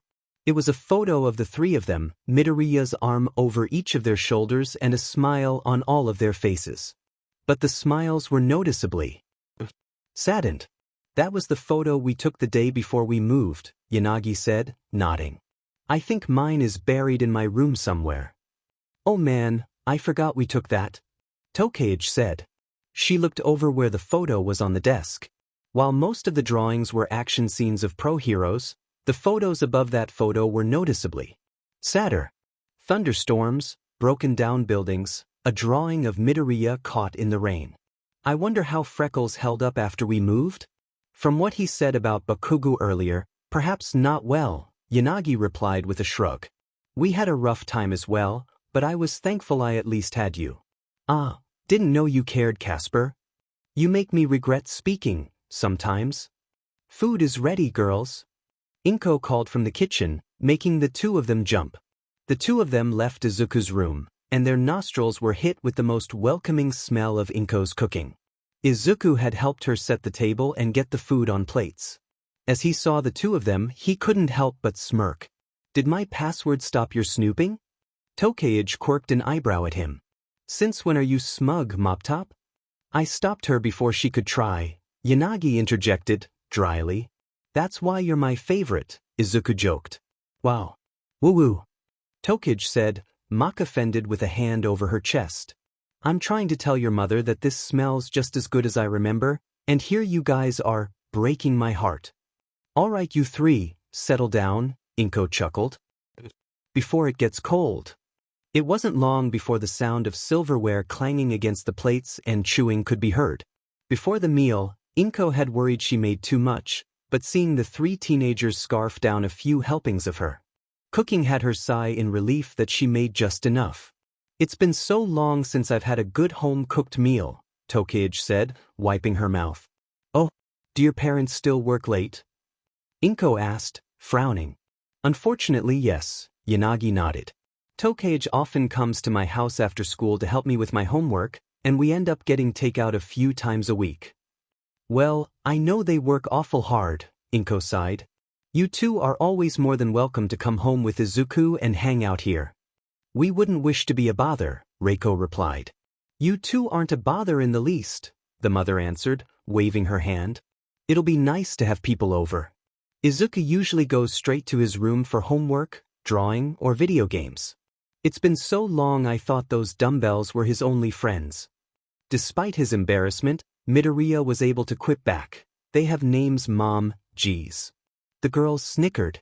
Well, I might take you up on that, your cooking's the greatest. Tokage beamed. Here, I'll get the dishes. Allow me to assist, Yanagi said, standing up. Are you guys sure I can get it? Izuku said, standing up with his own plate. Nonsense, Yanagi shook her head and levitated his plate out of his hands. Though you can assist if you are so inclined. Sure, Izuku replied, scratching his cheek. The three of them retreated to the kitchen, giving Inko a chance to relax.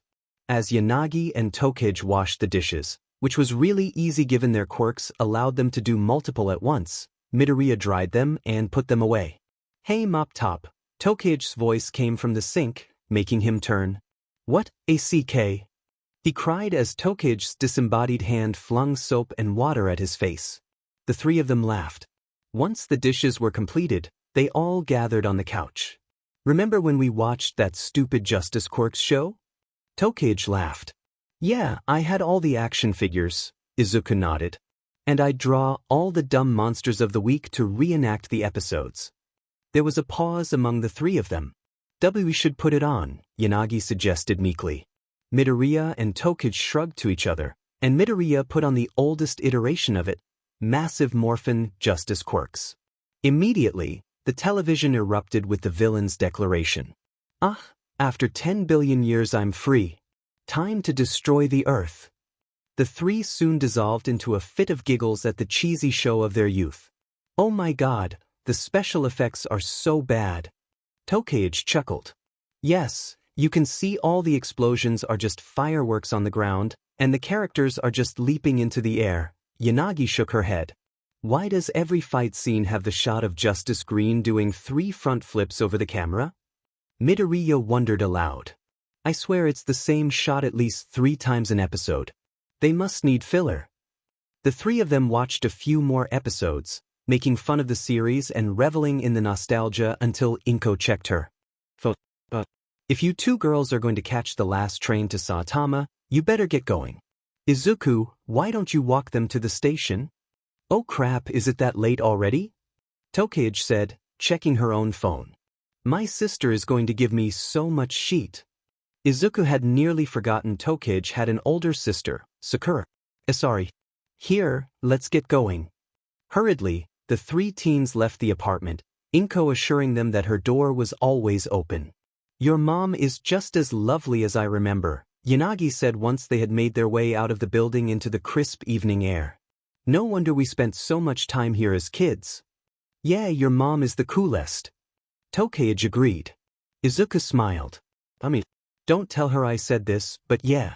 Before they got to the station, Tokage stopped them.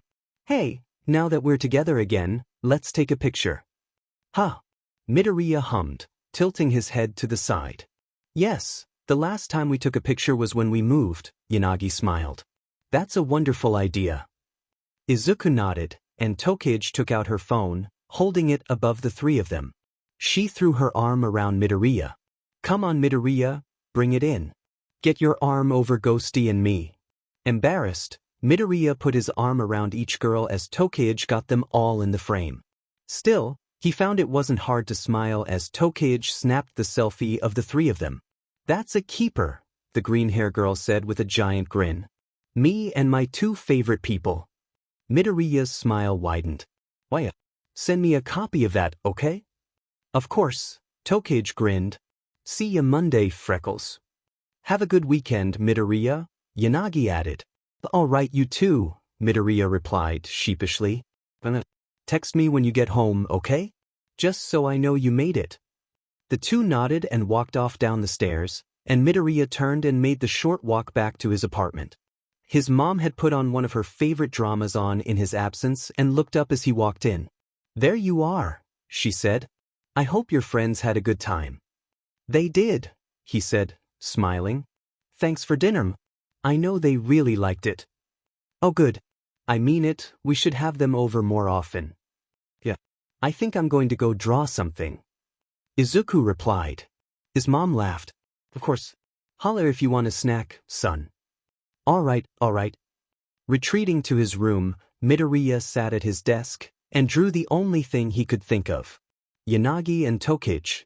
"Well then, as I'm sure some of you know," Vlad King said, Monday morning, "in 2 weeks' time will be the annual UA Sports Festival." The class cheered. Anyone who went to UA or followed heroics watched the sports festival, of course. It was one of the biggest televised events in Japan, and helped play a big part in why UA was one of the most popular hero schools in the Eastern Hemisphere. Yes, I know it's exciting," the teacher chuckled. "It will be a good time to attract attention to yourselves for internship and work-study offers. Down the road. Now before then you'll dash." Without further notice, Midnight kicked the door in, making everyone jump. "Picking hero names." She looked at Vlad King. "Did I make my cue?"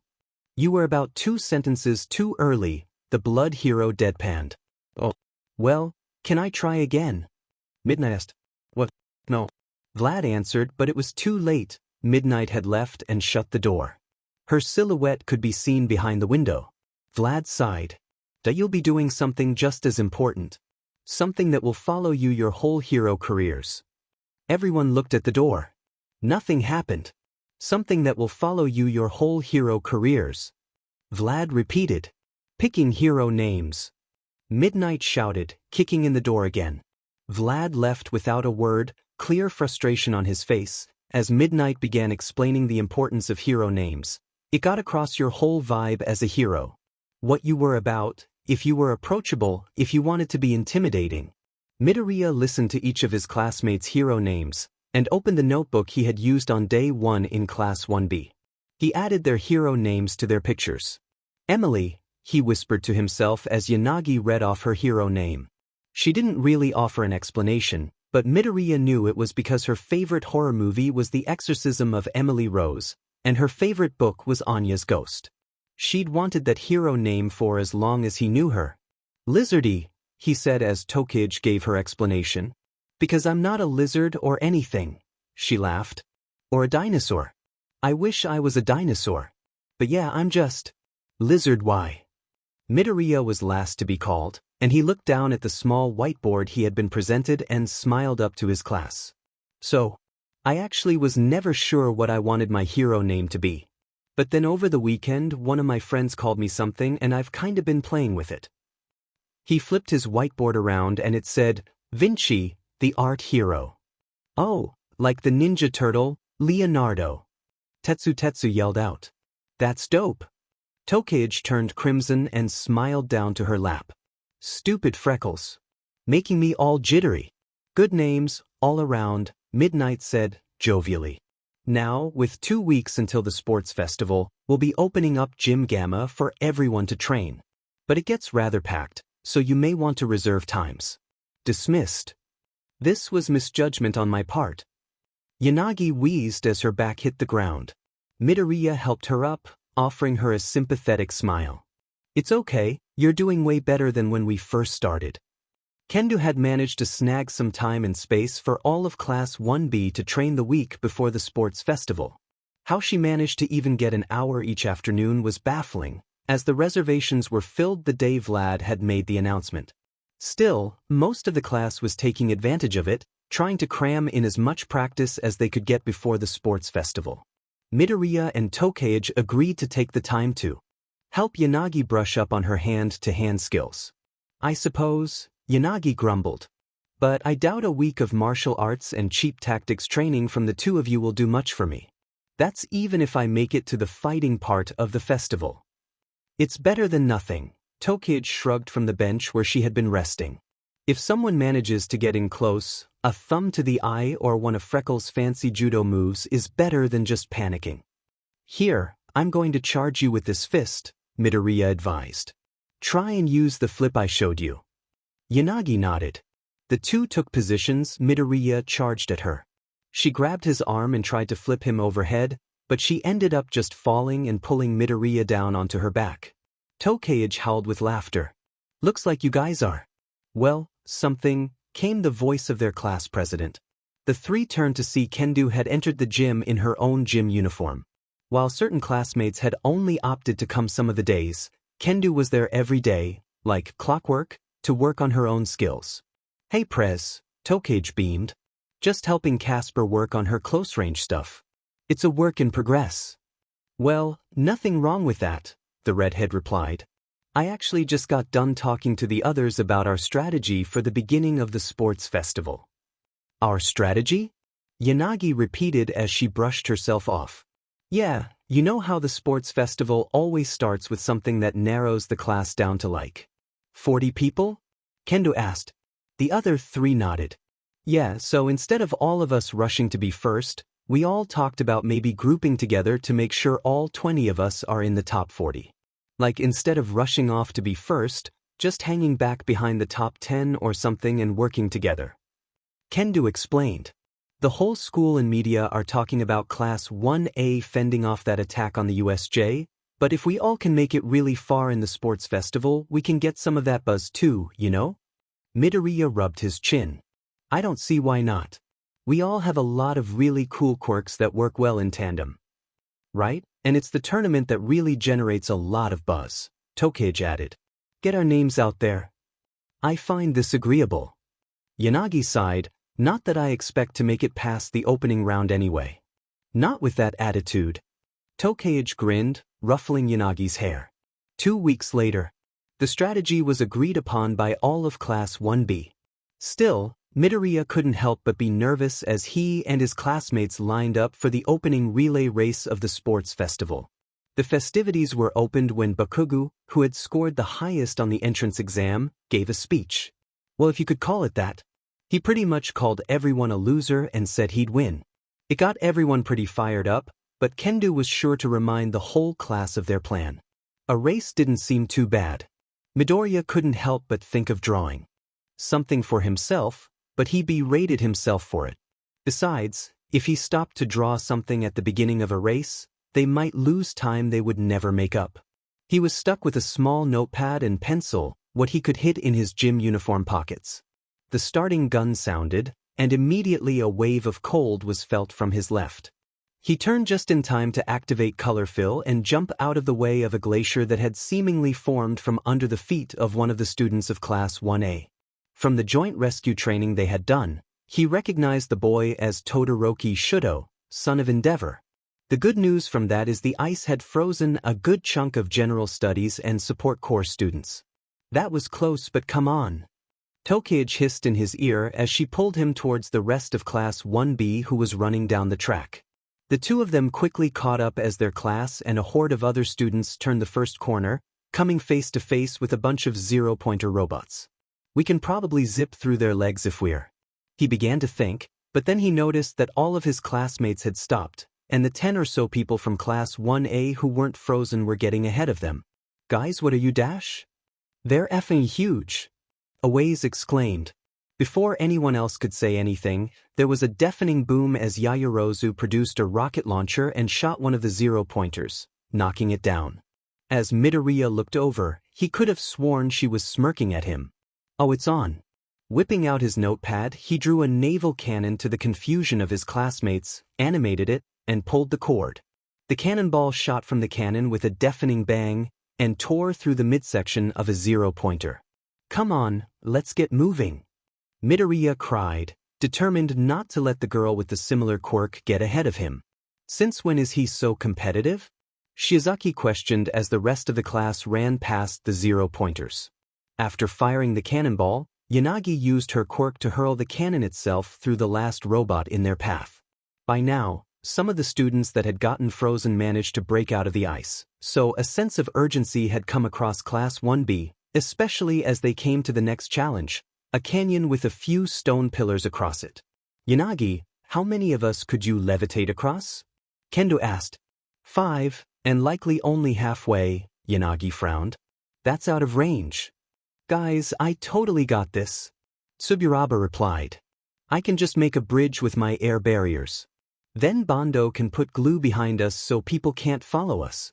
It was a solid plan, and certainly proved to be pretty quick. Tsuburaba ran, blowing air barriers quickly as everyone followed behind, Bondo sabotaging it from the rear.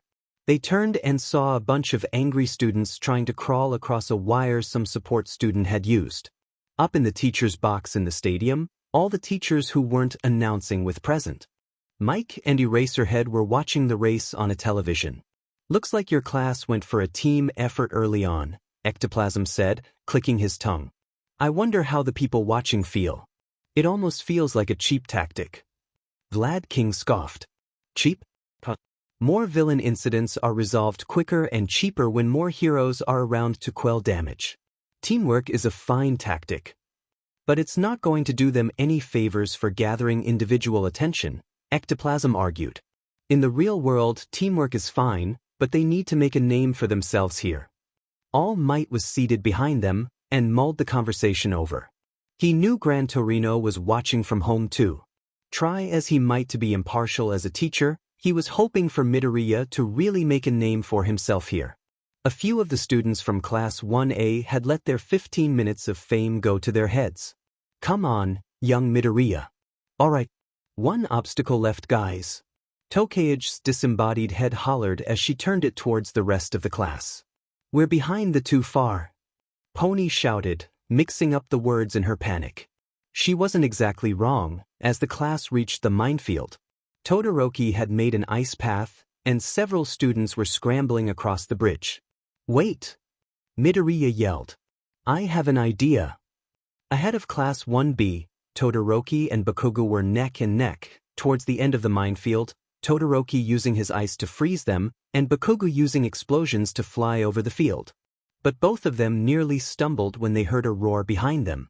They both craned their necks behind them to see a massive black dragon flying over the minefield, its scaled wings beating gusts of wind that pushed Bakugo to the ground and subsequently blew him up.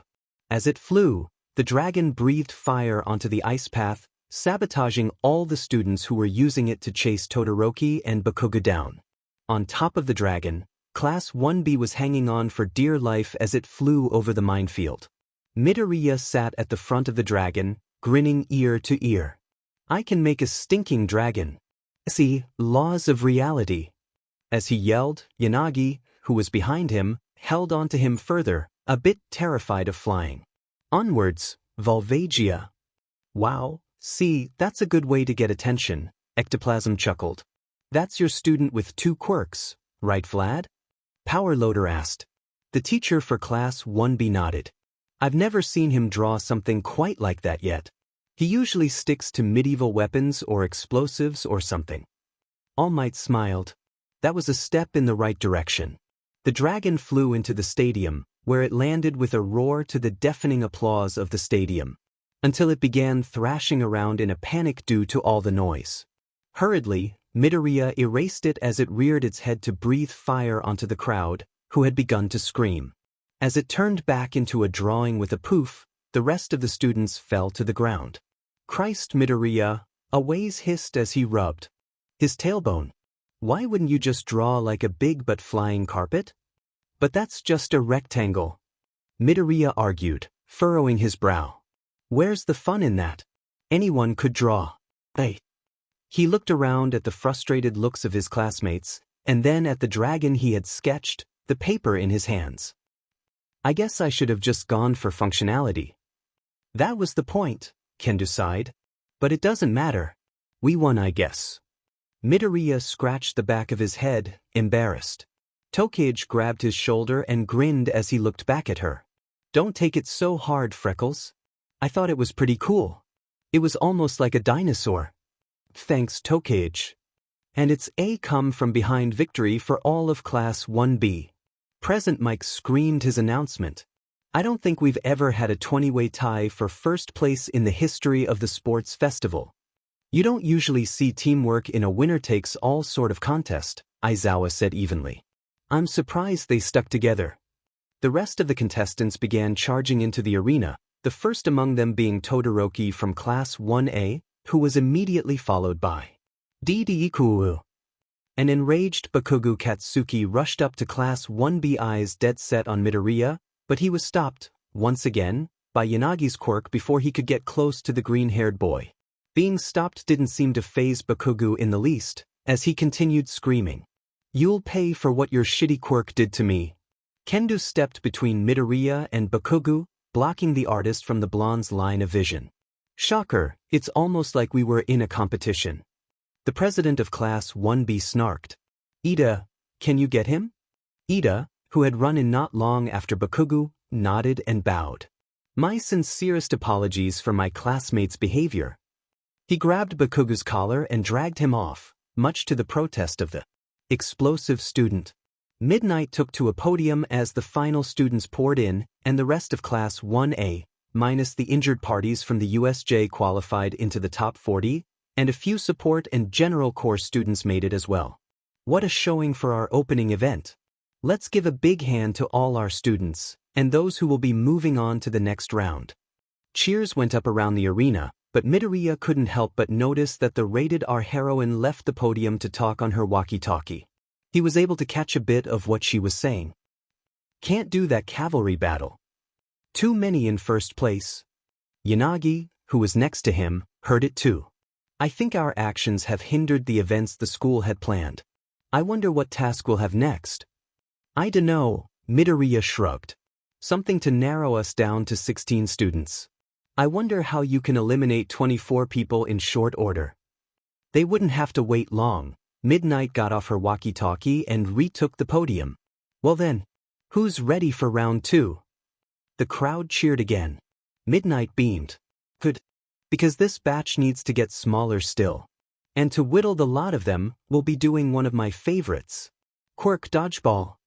Yes. Tokage fist-pumped as the rest of the arena cheered. Myself and the other teachers will monitor the arena as we drop dodgeballs all over the field. Midnight announced. The last 16 students standing will move on to the final tournament. Will some students team up? Will someone rise to the top? You all have 10 minutes to strategize. Students began running all over the place, proposing alliances. Class 1B turned to Kendo. What should we do, Prez? Tetsu asked. Kendo smiled and shook her head. Well, only 16 of us can get in. Sorry guys, but we can't stick together for this one. Shiozaki, Tsunatori, come with me. The class objected as the president and the 2 girls she had asked for walked away, and began splintering off. Midoriya stared down at his sketchpad. Surely he could think of something to help with dodgeball. But before he could really think, Tokage leaned down into his field of vision. Hey, so what's our plan, Mop Top? He blinked up at her, surprised that she and Yanagi were still there. Oh, you wanted to team up with me? Yanagi tilted her head. But of course. Why would we not? Midoriya's surprised look hadn't fallen off his face. He knew that those 2 considered him their friend, but, oh, I thought you 2 were going to go off without me. Tokage gave him a wide-eyed look of confusion.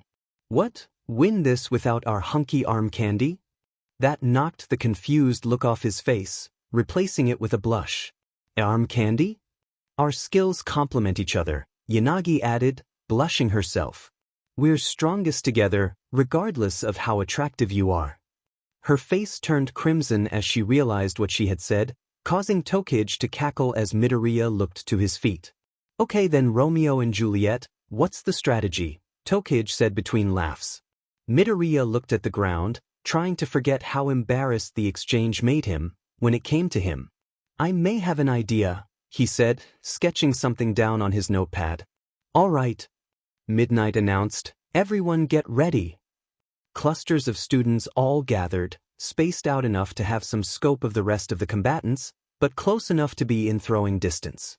All except a boy from the General Studies course with purple hair, who had amassed a wall of people around him. Midoriya, Yanagi, and Tokage all nodded to each other. Go! As red, rubbery dodgeballs fell from the heavens from who knows where, Midoriya slapped his sketch down on the ground as it poofed to life. The three of them were surrounded in the modified tank he had drawn, all except for Tokage's hands. She and Yanagi sat in the top, in a dome made of bulletproof glass. Whoa, look at these crazy strategies. Present Mike shouted. Todoroki Shudo has barricaded himself in an ice palace like he was some sort of cursed Disney princess, and three of the students in Class 1B had taken shelter in some sort of video game tank. And then there's Bakugo, Aizawa sighed, going on an all-out assault. Bwah! Bakugo shouted, using his explosions to propel the dodgeballs across the whole stadium, hitting right against Shishida's face. Jolly bad show, Shishida grumbled as he reverted back to his usual self. Kamakiri didn't fare well with his quirk either. He ended up just popping a ball and getting eliminated by Ida. As Yanagi, Tokage, and Midoriya drove around their tank, the dodgeballs from their opponents harmlessly bouncing off the vehicle, Tokage used her hands to snatch dodgeballs from the ground and throw them at unsuspecting opponents, and Yanagi used her quirk to load dodgeballs into the cannon on the tank. Fire! Yanagi commanded. Midoriya fired the tank's cannon as commanded, laughing all the while. The dodgeball came rocketing out of the tank and smashed into the stomach of Shuji from Class 1A. Direct hit. Yanagi cried. Yowza! That's some firepower coming out that tank. Present Mike yelled. Dud, it's a tank, Aizawa sighed. What would you expect? Stop hiding, do. Tokage turned to see Bakugo rocketing towards the tank, ready with a dodgeball in hand. She threw her own dodgeball with her disembodied hands, but the blonde used an explosion to deflect the ball. But using the distraction, Tokage used her other free hand to smack the ball out of Bakugo's other hand. Demon IT pieces? He shouted. Did he just call me pieces? Tokage blanched. Gross. Rather ironic, coming from a chronic nicknamer such as yourself, Yanagi quipped. At least he didn't call you useless or something, Midoriya shouted from below them. Quite. Fire! Yanagi cried as she loaded another dodgeball into the tank's cannon. BWH! Midoriya cried as he fired the cannon, watching from his scope as the red rubber ball blasted Aoyama from Class 1A in the face, knocking him out. Whoops! Was that too much? Wow, that might be the most aggressive quirk dodgeball elimination since All Might hit the Knox County Smash on Endeavor back 30-some-odd years ago. Present Mike hollered into the microphone. Can you check the record books, Eraser? No, Aizawa replied immediately. Yowza, that might be another big hit to my self-esteem. Only 3 eliminations left. Bakugo had not let up, dodgeball or not. Tokage had to stop grabbing dodgeball and focus on wrestling the blonde away from the tank. Get a dim in life, boom baka. Tokage shouted as she grabbed Bakugo by his elbows and pulled his hands away from the tank's glass dome. You can't hide from me. The blonde seethed. He let loose a blast that diverted a dodgeball that one of the support corps students had thrown at him. I'm not leaving until I make you pay. Can you give me a hand, you two? Tokage grunted. He's like some bird sheet on the windshield that won't come off. On it, Yanagi said, turning from the controls and holding her hand out towards Bakugo. But at the moment she did, he used his explosions to create a smoke screen, blocking him from her sight. Dret. He's worked out that I can't use poltergeist on him unless he's in my field of view. Suddenly, the cannon on the front of the tank groaned. We're being compromised. Midoriya shouted. He opened the hatch on the inside of the tank, coming face to face with Bakugo's face and arms stretching into the barrel as he tried to claw his way inside. There you a dash, Bakugo shouted, but Midoriya slammed the door shut before the blonde could finish and try to unleash an explosion through the cannon. Fire, Midoriya deadpanned, hitting the button on the cannon and shooting Bakugo out of the tank. Deku. He screamed as he flew over the battlefield. Whoa, what the hell? Hagakure yelled, pointing up at Bakugo. Unfortunately, between her talking and holding a dodgeball, it gave Yaoyorozu the chance to hit her with a dodgeball. Midnight blew her whistle. That's it. The final elimination. The crowd erupted in cheers at the satisfying amounts of slapstick that had occurred. Hagakure whipped the ball she was holding at the ground. Dang it. Let's give it up for our final 16 contestants. Midnight shouted to the crowd, Shinso Hitoshi, Shizuki Ibara, Yaoyorozu Momo, Iida Tenya, Kendo Itsuka, Midoriya Izuku, Urarako Ochako, Todoroki Shudo, Ashido Mina, Tokoyami Fumikage, Bakugo Katsuki, Yanagi Reiko, Shiro Hanta, Kirishima Ijirio, Tokage Setsuna, and Kaminari Denki. We did it! Togake cheered, fist pumping her hands right outside of the glass dome. Midoriya cheered and tapped the tank with his eraser, the three of them landing on their feet. He blushed and laughed as Tokage kept the celebration going by wrapping both Yanagi and Midoriya in a giant hug. We're going to the tournament! She screamed as she jumped up and down. Why yes, Yanagi replied, smiling somewhat uncomfortably. But this is where it gets the most difficult. Let us have our goddamn moment, Casper. Tokage replied, beaming. Gee, good job, guys, Midoriya laughed. We make a great team. Tokage jumped back, bouncing on the ball of her feet. That doesn't mean I'm going to take it easy on you if we fight in the tournament. Her teeth glinted in the sun, looking particularly mischievous. Midoriya gulped. Well, of course. I wouldn't either. Agreed, Yanagi nodded. A hush went over the students as Midnight took the podium again. All right, folks, after a short intermission, we're going to get right into the matches. They will be as follows. Final matches. Midoriya Izuku vs Yaoyorozu Momo. Iida Tenya vs Kendo Itsuka. Yanagi Reiko vs Urarako Ochako. Todoroki Shudo vs Shiro Hanta. Tokage Setsuna vs Ashido Mina. Kirishima Ijiri vs Tokoyami Fumikage. Bakugo Katsuki vs Shizuki Ibara. Shinso Hitoshi vs Kaminari Denki. Midoriya's eyes scanned the battlefield until his gaze locked onto the tall, raven-haired student from Class 1A. She smirked at Midoriya, and it lit an odd fire in his chest. Now was his chance to outdo her. As Midnight led the combatants to the waiting rooms, he took out his pad and paper. Inspiration had struck. Tokage plopped down in Class 1B's section next to Yanagi. Everyone except Midoriya and Kendo had taken to their arena seats to watch, since they had some time before their matches. Alright, I can't wait to see this one. Indeed, Yanagi nodded. Yaoyorozu and Midoriya have such similar quirks, it will be interesting to see who employs their quirk in a superior way. Yeah, but Mop Top has his strength enhancement too. He doesn't seem to bust that one out much, but it makes him a wild card, Tokage replied. Behind them, Ibara whispered a quick prayer for their classmate, while Kaibara, Awaze, and Tsuburaba began taking bets with the rest of their classmates. All right, ladies, dudes, and gentlethumbs. Present Mike announced. Who's ready for a rumble? The stadium exploded into cheers once more. Well then, our first contestant is the lady whose quirk makes her a real walking arsenal. It's Yaoyorozu Momo from Class 1A. The vice president of their rival class walked out into the arena, somewhat timidly, as Class 1A cheered from a few sections over. Boo hiss. Tokage yelled jokingly. Yanagi slapped her arm. She's really quite a lovely person, cease this debauchery, Yanagi grumbled. It's a competition, Casper, and I want our broccoli boy to win. Tokage replied, sticking her tongue out. Yanagi said nothing, but crossed her fingers in her lap. Of course I do as well. And for her opponent, his only limit is his imagination, the Picasso of Class 1B, Midoriya Izuku. Midoriya walked into the sunlight and felt his knees tremble as the cheers met his ears.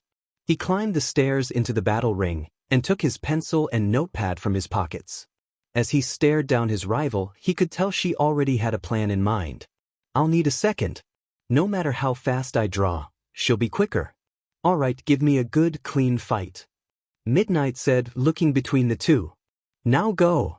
Yaoyorozu wasted no time producing a rocket launcher from her stomach and fired it towards Midoriya as the crowd went wild. Midoriya responded by drawing a messy thwomp and throwing it in front of him. It materialized just in time, standing about as tall as a garage, absorbing the explosion and kicking up a cloud all over the arena. I knew it.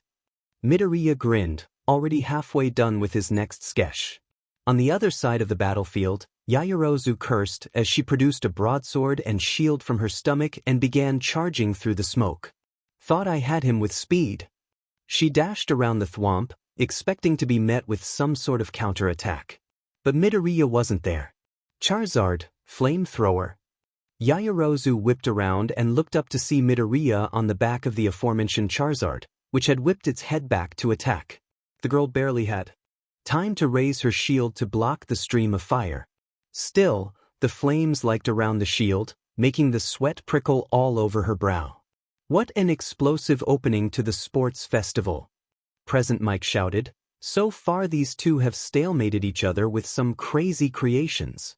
At Midoriya's command, Charizard circled around the raven-haired student to find an opening. Don't let up on the flamethrower, he said, furiously scribbling as he tried to keep his balance on the dragon. Yaoyorozu dropped her sword and focused on blocking the fire with her shield, already ignoring a few burns on her torso where her shield hadn't provided adequate cover. Gotta take him down quick. She plopped a grenade out of her stomach and lobbed it over the top of her shield towards the dragon Pokemon. Midoriya looked up just in time to see it. Crap, sorry Charizard. He kicked off the dragon's back and jumped on top of the thwomp just as the grenade hit his Pokemon. The explosion was too much for it, and it reverted back into a piece of paper. Well, that's new, Midoriya thought, wide-eyed. Never had a drawing of a living thing get killed, I guess, though. He looked down at the piece of paper in his hand and realized he'd left his notepad on the back of the Pokemon, and it was burnt to a crisp. Oh crap. It's like a battle of idealism and cynicism. Present Mike shouted excitedly. Guess who I know who you're cheering for, you crusty grump. Ta. Izuku grumbled. Gotta make this count, Midoriya thought, animating his last drawing while on top of the thwomp. Yaoyorozu rolled out of the way as Midoriya jumped down, attacking her with a master sword. She grabbed her own broadsword and sprang to her feet. I hope you're prepared. I've been trained in sword mastery since I was a girl. Midoriya said nothing and charged forward as the crowd cheered. Their blades clashed as they attacked each other, sparks flying in each of their faces as steel kissed steel. But true to her word, Momo knew how to handle a blade far better than Midoriya, who'd only experienced them in video games. As she blocked his blade with her shield, she swiped at his shoulder to disarm him. And he turned into a piece of paper. What? The real Midoriya, who had jumped down the backside of the thwomp, took the opening. Activating color fill at 15%, he dashed over behind Yaoyorozu, grabbed her by the hem of her pants and scruff of her shirt, and threw her over the side of the battlefield onto the grass with all of his strength. Ring out! Midnight yelled. That's the match. The crowd cheered. What a twist of fate, Present Mike yelled, using a paper copy of himself as a diversion for a sneak attack. Immediately, Midoriya grabbed his pencil to erase the thwomp and hopped into the grass to offer Yaoyorozu a hand up. She sighed and took it, offering a smile despite herself. And a display of sportsmanship to top it off. What a great way to kick off what's sure to be a great tournament. The two walked off towards the hallway back to the waiting rooms as the crowd cheered for the two of them. Midoriya was surprised that the taller girl laughed as soon as they were out of view from the crowd. What? She snickered. I never expected a Pokemon. Midoriya laughed too. I wanted to keep you on your toes. Well, I guess you succeeded, she shook her head. You know, I'm really glad I got to fight you. Yeah? Midoriya asked, as the two stopped and looked at each other. Me too. I guess I wanted to see how our quirks stack up against each other. Well then, this is far from over. She replied with a faint smirk. There'll be other times for me to get you back. I'm not going to make it easy on you. Midoriya replied with a grin. Besides, I think you might have made this tournament a lot harder from here on out. Her smirk fell. What do you mean? My notepad, he sighed, got burnt up by your grenade. And I can't go get another one. Well, that's not my intention, thought to be honest. That should have been my strategy from the start, I suppose. The girl rubbed her chin. And it's not like there is another surface you could use. Does your quirk only really work on paper? Midoriya began, but then he froze. And his eyes widened. Are you all right? Momo asked. He merely nodded as a memory he hadn't thought of in a long time resurfaced. Mom, Kacchan popped my beach ball, the 5-year-old sniffed as he ran up to his mother. She was laying across a towel, sunbathing and reading a book as her son was swimming at the beach. She sat up. I'm sorry, Izuku, but there isn't exactly a store around here. Can you make one? Izuku shook his head. He squatted down and drew a circle in the sand and tried to use his quirk. The ball animated, but it was brown and grainy and still felt like sand. My quirk doesn't work as good on things that aren't paper. It doesn't, he replied. I haven't tried to use anything since paper since getting one for all. Why is she smarter about my quirk than I am? Hey, do you have a Sharpie I can borrow? She produced one. Sure, here you are. Well, I wish you best of luck in the rest of the tournament, Midoriya. Thanks, he bowed. I appreciate that. That was awesome. Tokage yelled as she leaned back in her chair. So cool. Yanagi nodded. Indeed, Midoriya employed clever use of his quirks. That was truly a thrill to watch. All that much more difficult for Kendo to top it. Kinoko chimed in from a few seats down. I wish I got to fight him, Kamikiri spat. I'd tear them all limb from limb. Like you tore that dodgeball? Kaibar joked. As Cementos finished rebuilding the battlefield after the minor damage the thwomp had given it, Present Mike announced, All right, cool cats, it's time for a political battle FO supremacy.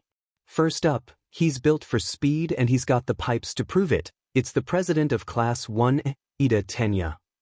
He has the super speed. Quirk, correct? Yanagi asked as the taller boy walked out.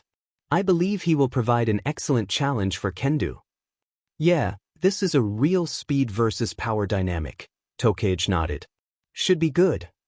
You'll have to fill me in later, Yanagi said, standing. I'm going to the waiting room to prepare for my match. Tokage nodded and looked to her friend. Hey, Reiko. Reiko blushed slightly. It was rare for Tokage to use someone's name, let alone their first. Why yes. You're going to kick butt? Seriously, Tokage answered, her smile much softer than usual. I believe in you. Yanagi blushed and smiled faintly. Thank you, Setsuna. I feel the same, if you should be gone for your match before I get back. Thanks, Ghosty. And her spirit is as fiery as her hair. Give a big hand for Kendo Itsuka, president of Class 1B, because she has some big hands for the competition. Present Mike announced as Yanagi retreated down the stairs. Midoriya pocketed the marker and pulled his sleeve back down before exiting the bathroom. He felt pretty good about his strategy going forward. As he began walking back towards the Class 1B seats, he saw Todoroki Shudo walking towards him. Without thinking, he offered the boy a friendly nod. Hey! Midoriya turned around to see the boy with two-toned hair stopped and stared at him. Why yes. You're Midoriya. You have 2 quirks, right? Oh, meh. Izuku squirmed. Like you, Redash? I'm going to destroy you. Midoriya stepped back as though the words had been a punch to the face. They weren't spoken in a threatening way, not like Bakugo would have done. It was more of a declaration, a statement of what the taller boy believed to be a fact. Huh. You're the other person in our year with 2 quirks. Therefore, I'm going to destroy you. Todoroki replied, simply. I'm going to use my ice to annihilate you. Nothing personal. Midoriya blinked. Any particular reason you're telling me this? I'm going to prove to my father that I don't need his worthless power to be the #1 hero, Todoroki replied, practically through grit teeth. His shift in demeanor startled the greenette. He'd gone from monotone to set in 0 to 60. And you're the best way to demonstrate it. Oh right, his dad is Endeavor, Midoriya thought, frowning. Whatever issues you have with your dad aren't going to get fixed fighting me. I'm coming at you with both quirks. And that's even if you make it to me. My friend Yanagi isn't someone to underestimate, and you would have to fight her first. Teeth, the taller boy scoffed. You two can comfort each other after your losses. That's all. As Todoroki walked off, Midoriya shook his head. What's that guy's problem?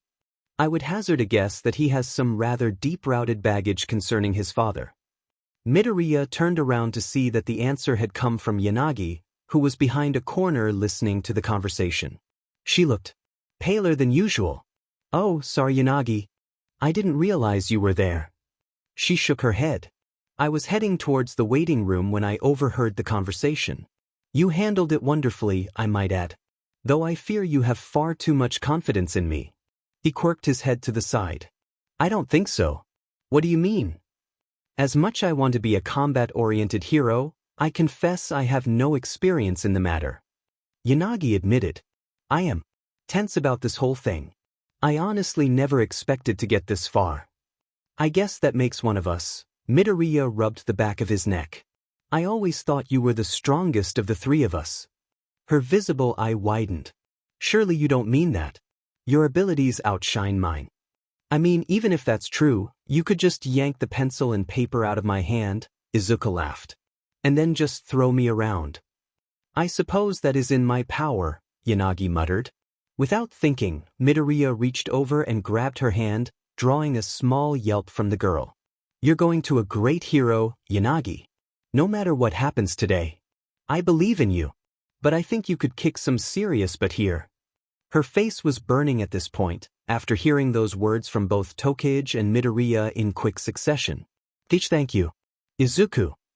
At hearing his first name, and realizing how warm her hands felt, a blush crept onto Izuku's face too as he realized the gravity of the situation. They were holding hands, alone, and she had used his first name. Why? And no problem. Now fight. Came Midnight's voice from the stadium, interrupting the two. Oh, Midoriya said, jumping.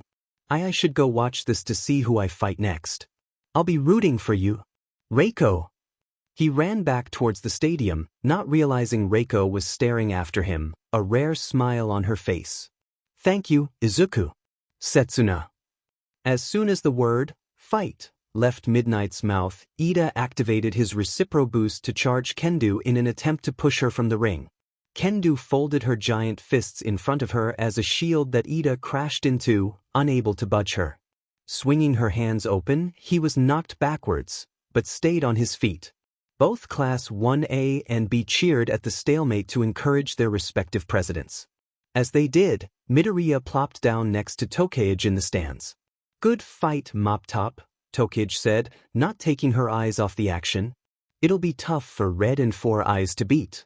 On the field, Ida had charged back at Kendo, who responded by slapping a giant open palm down on the ground.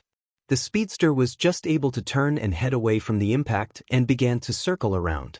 Looks like he can't turn on a dime, or if he can, not easily, Midoriya observed.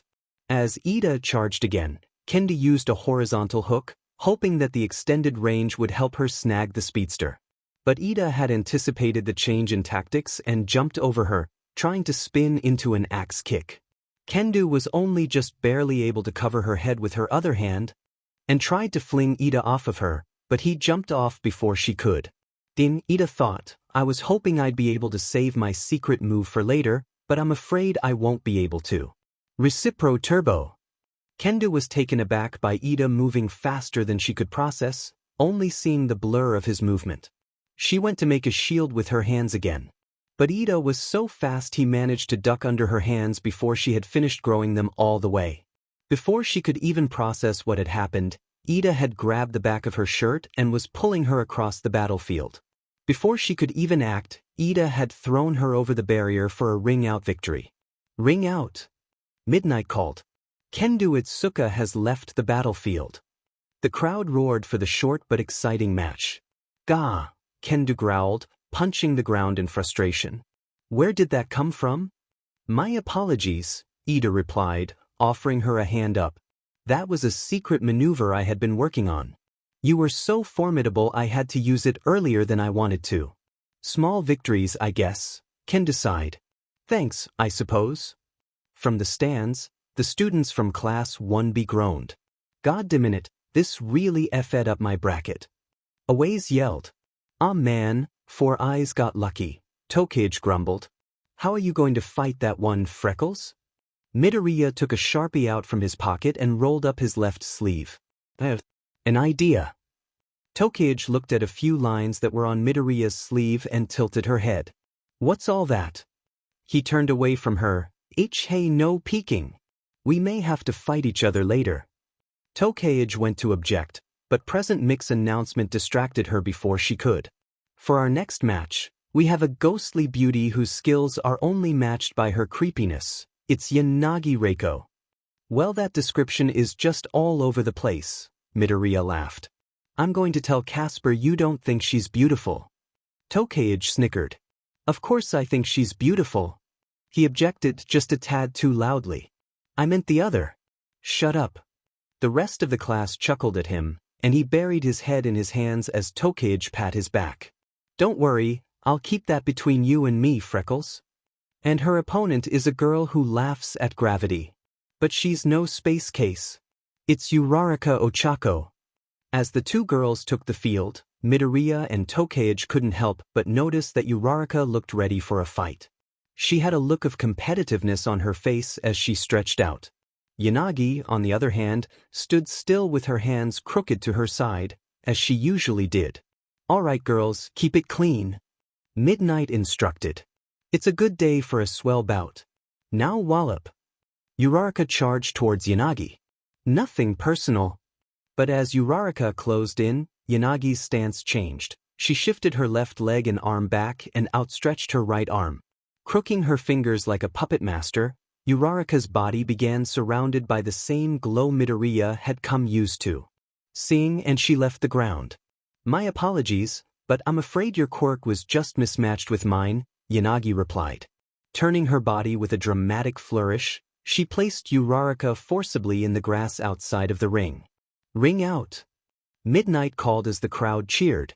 Wow, that's the quickest match yet. Present Mike shouted into his microphone. That girl's telekinesis could be seriously up. Yes. Midoriya and Tokage shouted, jumping out of their seats as the rest of Class 1B cheered. Yanagi retook her usual pose and hurriedly exited the stage, not exactly used to being in the spotlight. And now, after this match will be at the halfway point for the first round. Present Mike announced. I know a lot of you have been waiting for this one. Up first, we have the son of the number 2 hero, a dual-quirked master of the hot and cold, Todoroki Shudo. Midoriya watched as the boy he had been confronted by earlier in the day walked out onto the battlefield. Whether it was a side effect of his quirk or not, a chill went up around the arena. The crowd got noticeably louder. Apparently Present Mike had been right. And this king of swing can get through any sticky situation. Shiro Hanta will be stepping up to the plate. Midoriya, of course, recognized Shiro from the joint rescue training their classes had done. Gotta say, Shiro has a really cool and useful quirk, but I don't see how it would help him in this one. Agreed, said Kendo, who had just come up the stairs. You had a really good match, Red, Tokage said, grinning back at Kendo. I guess, the redhead sighed. Hard to feel good about it. They all turned to the ring where Midnight yelled, Go! It was over before it began. Todoroki stomped his left foot down, and a glacier exploded forth, trapping Shiro before he could even move. Only his face was left uncovered. Midnight looked at the large-elbowed boy. Do you yield? Shiro squirmed a bit. Yeah. He yields. Midnight announced. The match is over. Yowza! Present Mike yelled over the ecstatic crowd. I take back what I said about the last match. That was maybe a new record. That's why he came to this school on recommendations, Aizawa added. Right on. We're going to take a short intermission to get Shiro off the ice, and then we'll come right back to these thrilling matches. Yanagi had stopped by a television to watch the match between Todoroki and Shiro on her way back to the stands. They were posted in the halls periodically for anyone running to the bathroom or in a waiting room. Her eyes widened as she watched the split-second victory. How on earth am I supposed to combat that? She muttered to herself. Thanks for watching, Legends. If you enjoyed this story, make sure to like, share, and subscribe for more epic What If Deku stories and fresh updates. Hit that bell so you never miss the next upload. See you in the next one.